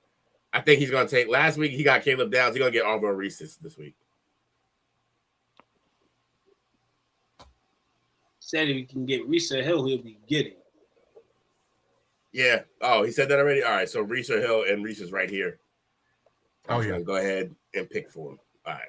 He's going to want Reese. No, Jackson Dobbs, brother. I know. Last week he did the same shit.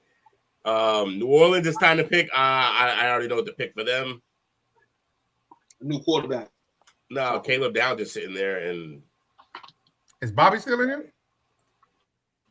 Oh, he probably already did. Yeah, Bobby, who you got?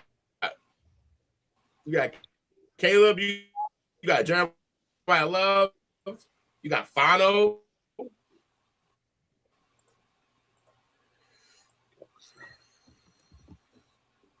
I can't see the players picked. If Reese is there, give me him. Okay, yeah. Let me zoom in for you, fellas.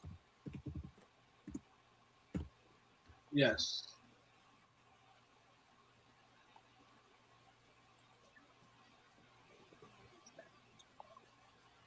All right. I'm not seeing any Bobby sightings, so we're gonna pick for him. Wee baby.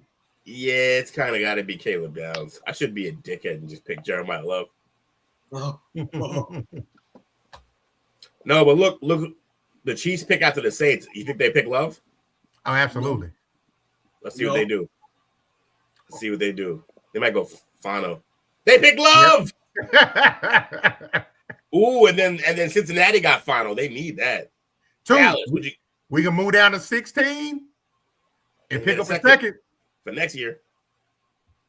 No, that's terrible. We got shit. Same guy, same man. I know he was. We don't need no defensive tackle. He wants Mekhi Lemon. He loves receivers. Draft Mekhi Lemon. Move on. I mean, unless the Jets want to take Sonny, we can move down, but Sonny's probably gonna be gone by then. Who's after us? The Rams? Yeah. They might pick Sonny. You might have to jump. You might have to just take Sonny now. You might have to take Sonny now. We ain't gonna give it to nobody else. Or that are you guys still light at corner? Mansour Delane's available. I mean, we still got 20. We still got 22, and we still got number 20 in the draft in the first round. Mm-hmm. So we still got $2 picture dollars. I mean, it's kind of how we want to play it. One of them gonna be gone regardless of what we pick. So shit. I'll tell you, like, if Mansour lasts to the Ravens, that's who the Ravens are taking. Yeah, maybe take Delane now. Hope Sonny makes it. Didn't I say, hold on. All right, for this case, we'll take the lane. I'm not really sold on LSU fucking corners or my Cowboys. Yeah, you got a bad taste in their mouth. But we're doing eyes. But we'll take the lane. We got second pick. We'll see. Sonny gone. Ty Simpson to the Jets. Mekhi Lemon. Where's Sonny end up going? Ooh. That's a haul. And a second next year? Yeah, that's a haul. Will, I was curious who ended up taking Sonny Styles. We'll see. I saw it, but I forget now. Tampa Bay took him. We need a tackle, right? We need an offensive tackle. Yeah, And the highest rated tackle is still there, right? Right. We got to see the tackle. We can't give this pick up after we just got from Green Bay. Hell no. Fuck Jacksonville. That's a haul though, but all right. It is a haul. We gonna reject that shit. Give me Khalid, baby. You want Lomu, not Maguoba? Maui Guoba? Out for Miami. Yeah, that running back was turning up. Yeah. Give me him. The running back was turning up for Miami. 6'5", 302 versus 6'6", 315. Yeah, give me Francois. It is. Denzel Boston. Damn. The other tackle went to the Eagles, so it didn't matter. Canceled out. All right, your brother's up. Bro. So y'all got a defensive tackle. What are their needs? Make a pick. A wide receiver. Team need. They need a receiver. They need a tight They end. do need a receiver. Yeah. All the good receivers came off the board already, though. I mean, Chris Bell's okay, but That's a reach. Take Anthony Hill Jr., dog. Surratt's right there. too high for Surratt. Even though I think he's a solid player. He wanted DT, dog. Tatum McDonald. How is he? McDonald can play. Right Jake, there, you gotta ask Jake about that. Disruptor. Yeah, you want to take a disruptor. Yeah, you need that. You couldn't disrupt Big Way last year. And that's very adding into that defense. Caden McDonald, there it is. Now we pick. I don't like anyone left. The runner-ups. The runner-ups in the NFL pick next. Took pointed it out. They did make us the runner-up. That's crazy that they made us the runner-up. Only because y'all the underdog. The script is in. The script is in. I don't like these trades, though. Honestly, take the Parker. cornerback to replace freaking Carlton Davis. Yeah, I'm not like Cee's good, but Hood was injured. He's good. They say if he hadn't got hurt, he'd have been a day one pick for sure. Hey, think so? Did he get picked up, Anthony Hill? Yeah, I'm not seeing No, I don't think so. No, Anthony Hill did. No, he's still there. Yeah, him and Spillane would be fun together. It's not enough value there though. At 31, he's ranked down here at 38. I don't like it. I like it. That is that. Piggy. Yeah, it's first round pick. You only get one of these motherfuckers. I know the picks to find corners. Yeah, and our need is edge and linebacker. He's the best available linebacker. Yeah, but there's also a decent edge here that I like, TJ Parker. They're 3 spots away from each other, but do what you want to do. Well, I want a guy from the defense that underperformed. Because he was one of the shining spots on the only part of the defense. How good was he, Coach? Tell me. How good was Anthony Hill?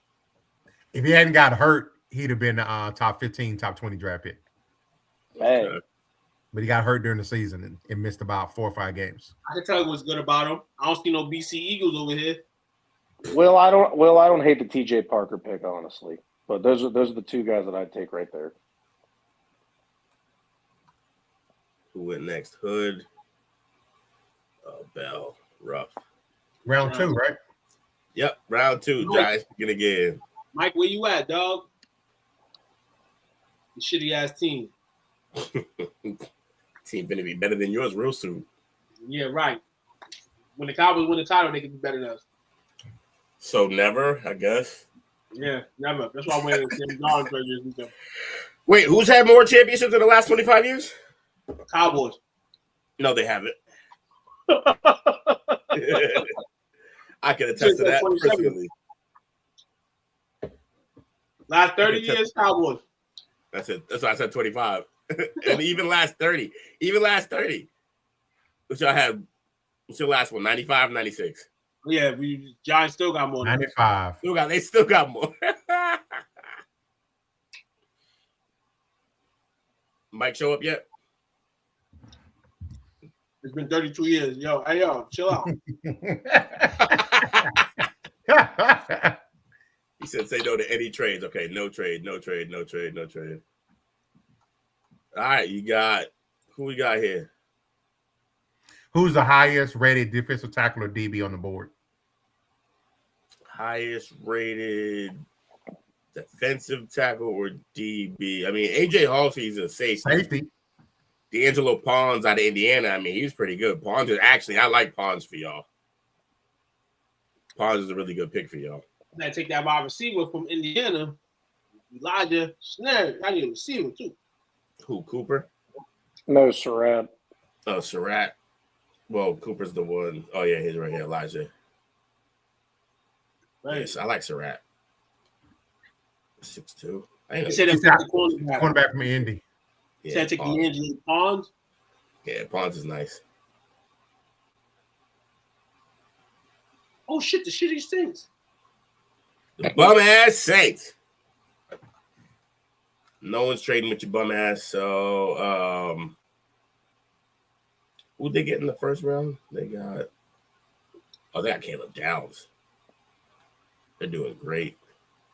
Should they go out and get another safety? Just get two safeties? Halsey? That'd be crazy. BLSU. Just to shit on them.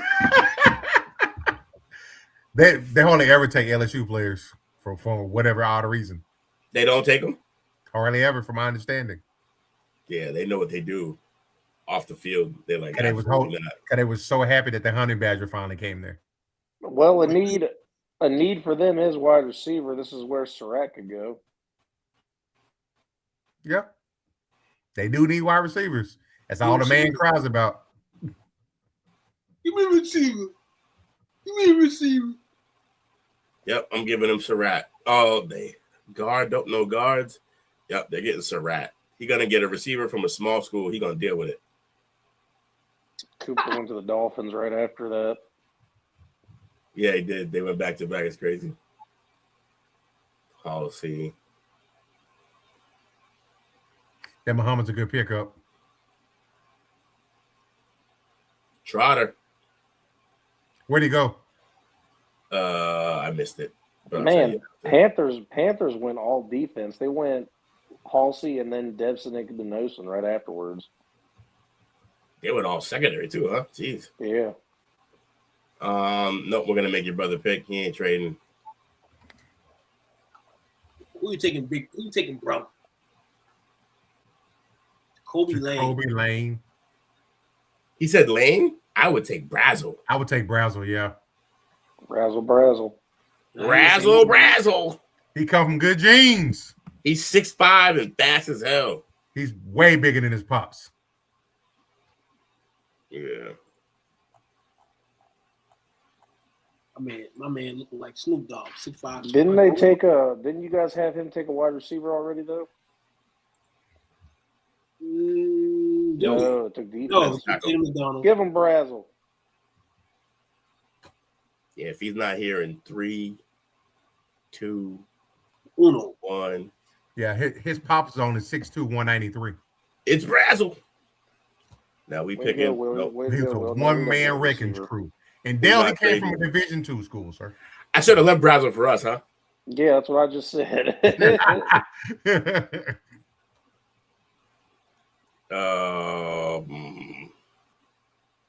Yeah, because Dale would have took Lane because he's from USC.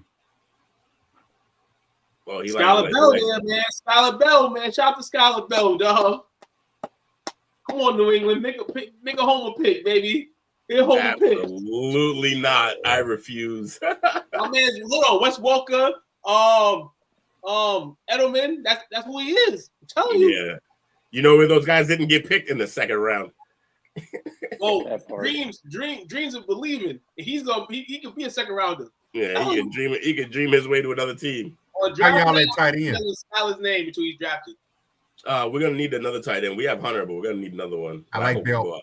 If Dallas can get to the second round, we're taking Skylar Bell.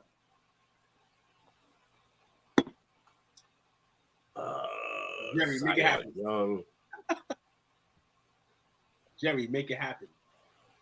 That's a pretty big edge. He's enormous. I like him. Do it. He built like Zion, though. I don't think you want to take a dude named Zion. We're gonna find out. All right, so the Broncos got Caden McDonald, Chris Brazzell. Helps them out tremendously. It's good. It's an okay draft. Nothing crazy, but it's okay. Dallas, y'all got Delane. I love y'all draft. That's a great draft.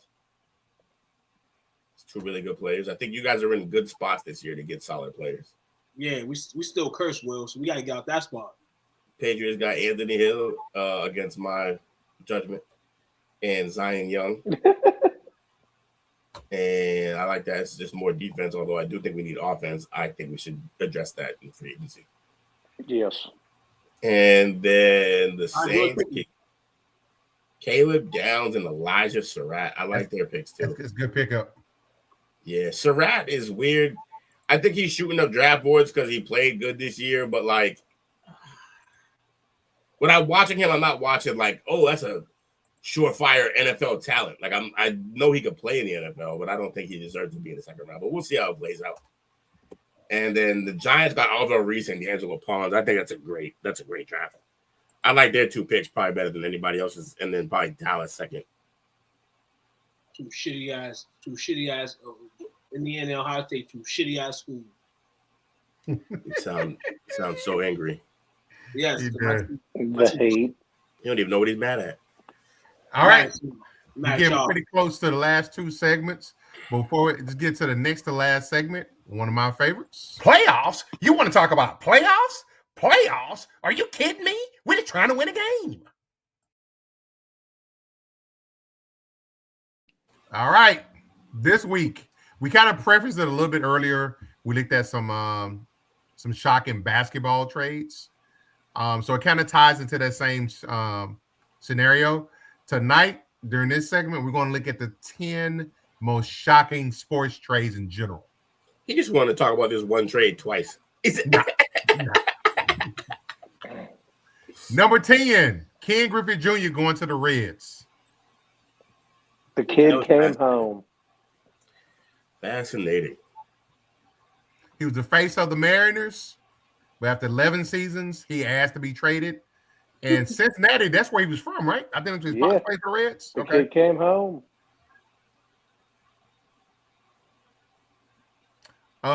Number 9, this was surprising because we hadn't seen this before. John Gruden to the Buccaneers. Coach gets traded nuts. He got traded for a first, 2 firsts, and 2 second-round picks and $8 million. In a bag of Cheetos. The Buccaneers got a Super Bowl out of it. The Raiders did nothing with it. They got the investment. That's fine. They did. Number 8, the great Randy Moss to the Patriots. Yeah. Patriots fleeced the Raiders. Talk about a fleece. This was a robbery. Yeah. 4th round pick. You talk about fleecing. It's Yeah. all-time robbery and fleecing. Yeah, and I don't lie about it. That's the difference. I don't lie about it. We robbed them. Stuck them up in broad daylight. The Grizzlies got Marcus Gasol. I mean, yeah, they got Marcus Gasol. Who the Raiders get? That's what I'm saying. They got robbed. I want to know what the Raiders got in that 4th round. Because wasn't there a 4th round pick that went from Andy? Yeah, 4th round pick. No. I don't think it mattered. They got robbed. But also, to be fair, they didn't want to pay him anymore, and he had it like 2 down seasons. My man was acting like Antonio. Hold on, they thought he was like done. Antonio Brown. He was acting like Antonio Brown in Oakland. They thought he was done. He hated it there. So yeah, they thought he was done. That is funny. Hey, Will, Antarctica is extremely cold and inhospitable. I think that's why my uncle Antarctica left her. Uncle Antarctica left her. All right, Mike, you have a good night. Good one, man. Appreciate you, brother. Take care, man. Y'all ready? Number 7, A-Rod to the Yankees. This is the biggest thieves of all sports. Yeah, the Yankees are the biggest thieves, dog. Ain't no these dudes right They're here. right there with them, but yeah. Lakers are right there. That's why it was so fitting. I cried more when we beat them in the American League Series than I did when we actually won the pennant. Yeah, well, actually, we kind of did too. Same way. We finally beat the Yankees. We came back from down 3-0. And then we knew after beating the Yankees, we went on to face the Cardinals. We knew that was a formality. We steamrolled them 4-0. See, in our situation, it was when Ron was still the skipper. Oh, Ron. And the first time that we went, A-Rod swung out to send us to the World Series. Oh, yeah. And my wife's like, "You okay? I'm popping champagne." Where the bottles? I bawled like a baby, man. Where This these one- strippers? She slaps him up. This one I did not like because we got robbed. Shaquille O'Neal to the Heat. What do you mean we got robbed? We got robbed, man. Goddamn Laura Miller. Yeah. That final. Laura That Miller. final. Yeah. Yeah, we was up 2-0, finna go up 3-0, and the word got out. We was already planning the parade route. The NBA said, "Not so fast." That game 3 was crazy that night. The way they was calling shit that night, I watched that. Yeah, that shit was crazy. We went from can't get a call to can't touch him. At all. Can't touch the Wayne Wade. Let him do whatever he wants. It's crazy. And That's I why thought there's there was so much hate towards the Dwayne Wade here. He got us. Can't guard that, man. Number 5 started the dynasty. Took Herschel Walker to the Vikings. And we've been cursed ever since. Shit. No, that helped you get rings. No. The rings were what's that called? The pawn. And then the curse started.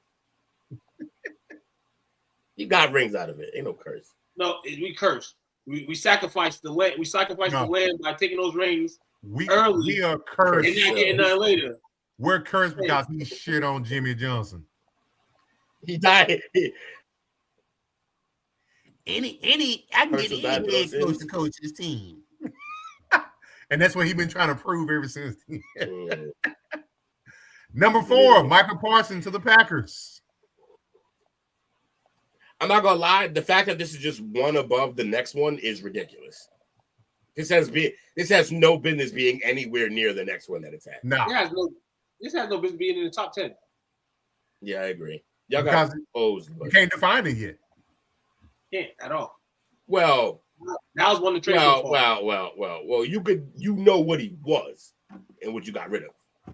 Now, whether he has success there isn't necessarily relevant to the trade. He was having success here with y'all. He had stats here, no success. We still stunk. Yeah. Oh, that last playoff game where we get beat by like 30. Number 3, Mike called this out. Wayne Gretzky to the Kings. Yeah, this is the one that I always talk about as the worst trade ever. Even worse than number 2. Yeah, Babe Ruth to the Yankees. Who to the Yankees? Babe Ruth. Yeah, I think it's way worse. Look at here, Yankees sacrificial lamb took all that success, and now the Red Sox is fucking busting their ass every time. See. I don't think you know how sacrifices work. These motherfuckers got 27 rings. They're not sacrificing shit. Yep. 27 rings. They got 27 rings, and they ain't gonna have another one in this fucking in my lifetime.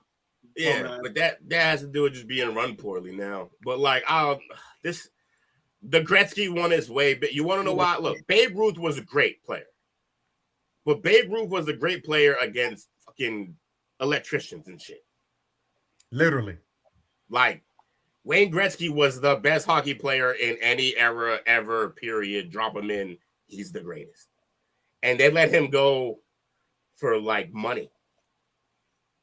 Pathetic. It's way worse. Ransom. It's way worse. For $100,000. Canada needs that bad. They need it for. And then number 1. I don't know if it should be number 1. Luka Doncic to the Lakers. It is Luka Doncic, man. It is. It's Luka. It's not worth. That's not. It's just not. He didn't. The Mavericks didn't get fleeced. We gave them a top 5 player, top 10 player. He get fleeced. He's not even on the team anymore. We got fleeced. What's that? No, they got robbed. They got we robbed. just read tonight that Paul George got five first rounds. Yeah, they got robbed. Here's the thing, though. Here's the thing. Y'all got Max Christie along in the deal. We didn't fleece y'all. Max Christie. You know why? You know why Gretzky's worse? Because he actually was winning too. Yes, he was. Yeah, and if I'm not mistaken, he walked in on them discussing the possibility of him being traded and got offended, which he should have. I tell that story every time we talk about this shit. He walks in, they talk about it. He's like, "Oh, I could do it for $10 million," and Gretzky was like, "Oh, really?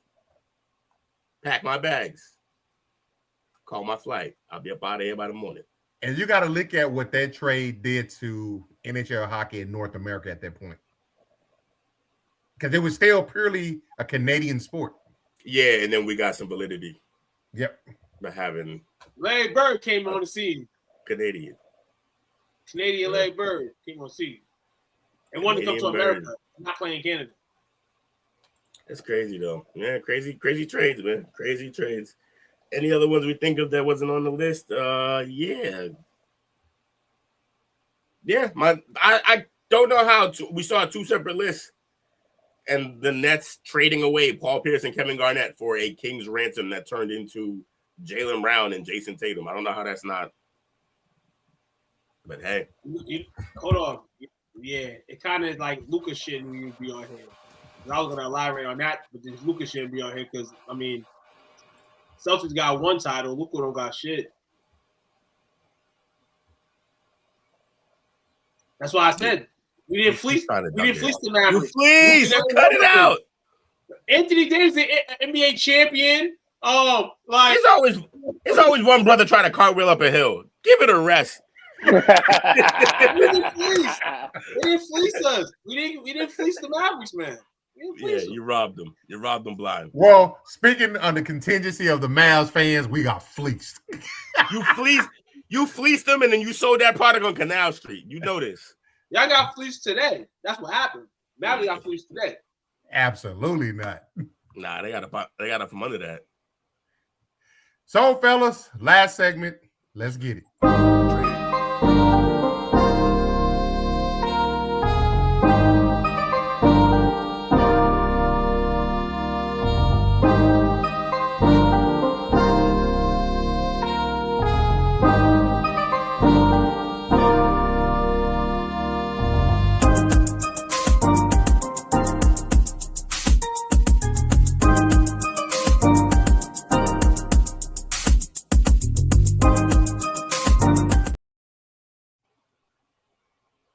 All right. I just looked it up. So the Patriots are the home team this year. Patriots are the home team. So Seahawks at New England. So gonna be rocking them white jerseys probably. So to sum it up, obviously a regular season champ was two with a runaway. He went 178-93. For the playoff champ, we have it's coming down to the wire between Chili Will at 12-1 and the Gunslinger Dale at 11-2. Will you pick your team?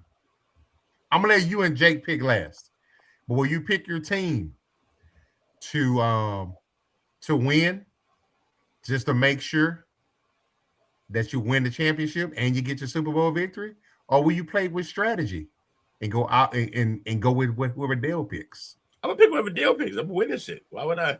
I'm here for the nah. For the show, I think it's better for the content. I think it's better if I go against Dale. What happens? Do I automatically lose because I lost in the bowl game itself? Because we'd be tied. Just tie. Nah, you know what? If we you'll tie, go for the juggler. No, but if we tie, I'm gonna give him a tiebreaker because the way he would have tied it is to win the final game of the season, and I feel like that's more important than all the other games. So, I think Dale finished in front of him in the regular season. I think that gives him the tie. Yeah, you can give him that too if you want to do it that way. That works too. But I don't think it's gonna matter. I'm gonna beat this bum. But yeah, we'll see. So well, we doing pick right now. Picks and scores. I'm picking. If you don't come in tonight and make a pick, we gonna do them like we used to do Jake. Oh, you don't get a pick. So you would automatically, Will. Where you at, Dale? If you don't come in here by the end of the segment, you're picking invalid. You heard? You heard. So I'll go first. My heart was I haven't made a decision yet. I want to go with New England to support my brothers on here. But I want to see the story of Sam Darnold. I do like the story. And I just think that even though I can't stand him, he quit on us. I want to see D Lawrence get him a win. Mm-hmm. And I like the overall defense, but I might let the viewers pick for me on here. He's like, I'm out of it already. No matter. We know the two bums don't have to make picks. They just stoned, I guess, right? Here, I guess I'm gonna be with the two bums. I can't figure it out. I've been trying to figure out any possible way that Seattle could win this game.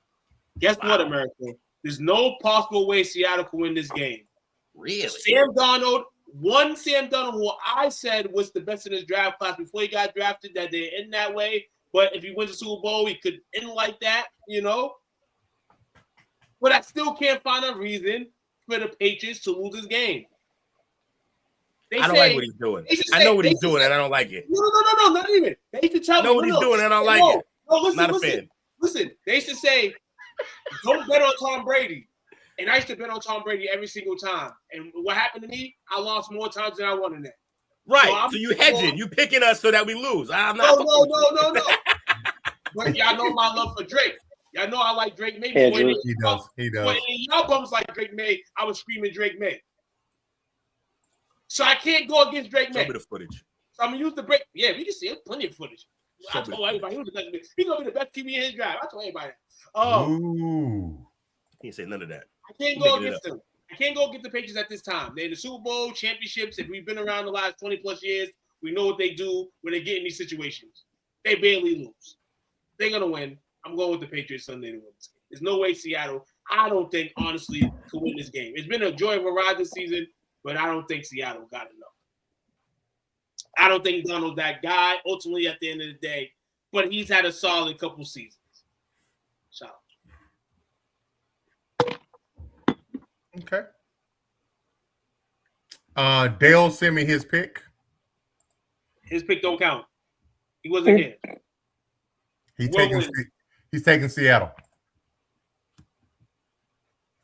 Good job, Dale.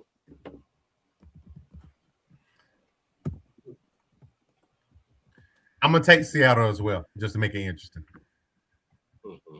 Well, they're going against y'all, man. Hey, don't bet against Drake May, dog.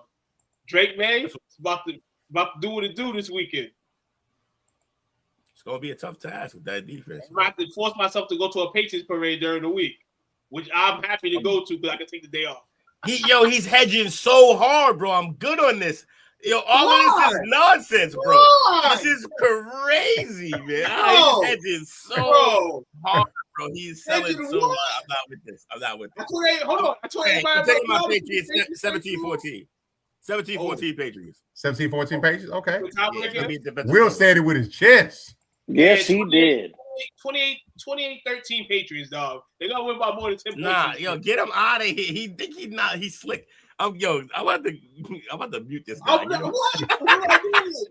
Back him up.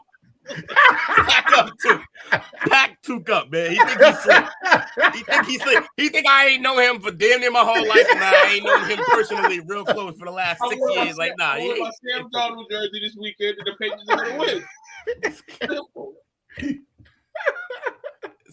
You know what energy he give me right now? He giving me Bill Polian energy. Bill Polian ass. Hold on. You see here. Is it a Bill Polian problem? Because we heard the other news this week about Robert Kraft. Yeah. I'm next. And I heard something too. If the Patriots, if it ends up happening to Tom, or even in the sense that it happened to those two already with the first ballot, they said if it happens with Tom, and he doesn't make first ballot, they said the Patriots should take all their belongings out the Hall of Fame and put it back in Foxborough. I like it. I wouldn't be mad at that. I would definitely do that. Tom doesn't get in. Evil first ballot. empire. And this has been news straight from the Black Bill Polian. Jake, who you got? Well, I believe my friends know me by now. I do not pick championship games. I will be rooting for the Patriots. What? Kind of cornball I shit did is not that? pick. I did not pick for the. I don't Ohio care what State you did or National didn't do. Championship. What kind of dumb shit I is did this? not pick for the Toronto Blue Jays series. I will not be picking this either. You did what? Hold on. But go You Patriots. did what? You did not what? Shout out to Mr. Tampon. That's crazy. Nope, I No. refuse because it brings bad juju to your You team. just I picked the refuse to pick. team. You just picked the team. What are you talking about? No, I did not. You root the team you root for, the team you want to win. I'm gonna root for the team I love. Yes, I'm not You picking want them them though. to win. I'm not picking them, and I'm not picking against them. I'm rooting for them. Tampon, Will. Go get him. Yeah, straight, like just maxi pad, Jake. Nope. Holy shit. I'll leave you guys wondering. Extra heavy flow. So Wondering. Ain't nobody crazy. wondering. We know. Vagina. I love them. I This love is them. why. This is why he's a Bengals fan as well. This is why I say what I say. Mm-hmm. Absolutely not. Real fan pick his team. I go Patriots. Mm-hmm. Terrible. You Despicable. are How could you? I don't know how you can fix your face as a man and be like, I don't pick teams. What? I don't pick championship games. It brings That's bad luck. awful. You know what's Bad wild luck. about that though? And now I'm finna take a coach dig at Jake. He don't pick championship team, but when he win, he talks shit. Run his Fuck mouth. yeah, I do. Run his mouth. Because I had Cornball. something to. Because I That's the had something to corniest shit do- ever. Corniest shit ever. Because I had something to do with it. I didn't. You bring have bad nothing to luck do with it. You have nothing to do with it. You're a whole watcher. Jake, what position you play? Couch potato? That's not a position, you bro. best believe if they win next week, I'm gonna show them a whole ass on this podcast. I'm gonna be talking the most. No, you didn't pick. No, you didn't pick. So if we win, I'm not letting you win the show next week at all. No, you can't. I won't let you. You can be in the can't do chat. that. Have fun. Nope, you can't do that. Of course I can. No, you can't. Of course I can. Hey, you Hey, I know got why? seniority. I'll kick you out. You know what I can? Except you don't have control. I do. You'll be gone. And you can Jake, argue I can't help you. I don't have take it to the control. top. Tell Unc. See what he says. Jake, I don't give a Jake shit. have no control, Jake. Have no control, Jake. I like can't the soap opera. Terrible. Look at that. This bad juju, y'all. It's inner fighting before the big game. Yeah. He got us divided doing dumb shit. That's crazy. All I know is my numbers better hit, damn it. Like, what if there was money on the line? You just wouldn't pick this game and just lose the brand? That's I already got my slip in. I'm good. crazy. So who'd you pick on the slip? Damn it. I picked the Patriots. All right. There you go. This guy. This fucking Jamoke. This See, well, jabroni. you played me into that. You suck. Yeah. Well, I guess I'm back in the show next week. Yeah. He bought his way back in. Literally. Drake. He bought his chain back. That's hilarious. But definitely a good way, man. It's been a great year. I can't wait till we cover the Super Bowl on Monday. Little B curse. That's hilarious.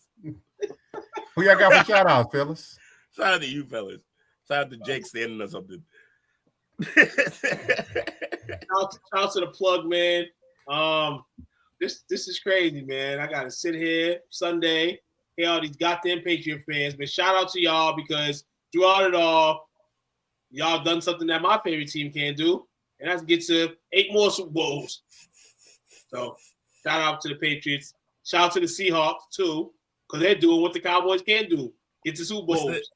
What's the Drake line? He said, I got rich, went broke, and got rich again. That's the Patriots. That's what we've been doing, man. Yep. Yeah, we was rich. Dale, I'm gonna throw it out for you too. Chop up on Tuesday. Super Bowl menus. What we served this past Sunday. There we go. Oh, listen, hey, you're not gonna want to hear my menu. He asked He asked this week, but it was like a light topic. It wasn't a full in. Okay. He got mad at me because I said I wasn't making none. Oh, we were all mad at you. Because that's as bad as not picking. Coach, I This is said bad.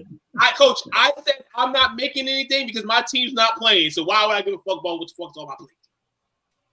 Because it's an event. It's not about the team. I don't care. It's not my See, daughter's that's recital. That is the same energy. And that's why we booed acting you like and threw Jake? tomatoes at you. Boo this man. Who's acting like Jake now? No. I literally just said that. Jake, no. full Jake. You went No. full Jake. My Cowboys are not playing in the game. Why would I make anything extra? I'm gonna Full eat on Jake. Sunday, but why would I eat anything? Why would I make anything extra? Can you chef too? You always cooking. Hell, you was cooking when we talked today. This is life. This man's making tiramisu. He's gonna make desserts. Eat his pain. He's gonna make desserts. Mike Vrabel? Hell no. Peaches can kiss my ass. Let me Damn see. shit. Shout out for hedging. for tonight. Shout out to Bobby Axine, A Woody 24, Mike Liam Productions, Doctor Who What Where, Sugar, Bernard, Brandon, and as always, if I got anybody or bad. What a crowd for the play, whatever we're on right now. You're doing great.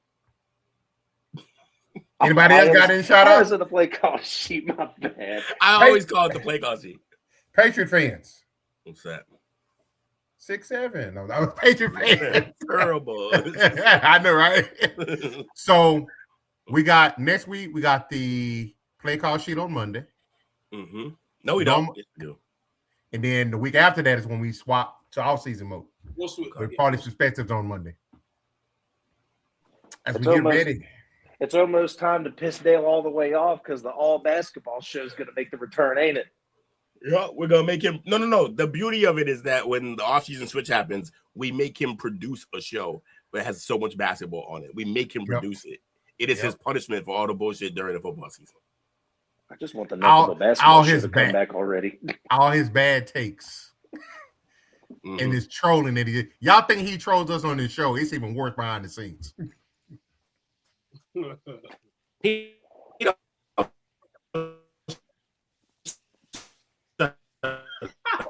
There he goes again. He broke up again. Never stop. He's actually worse off stream. Techno rap ever. Yeah, he is worse off stream. But yeah, you want to know? I'll tell you backstage. All right. Well, everybody, we appreciate y'all. What's the sign off tonight? Oh, throwback. Sammy Sosa! Please. Thanks for watching our show. Remember to subscribe for more shows on the network. Smash the like button, share, and comment.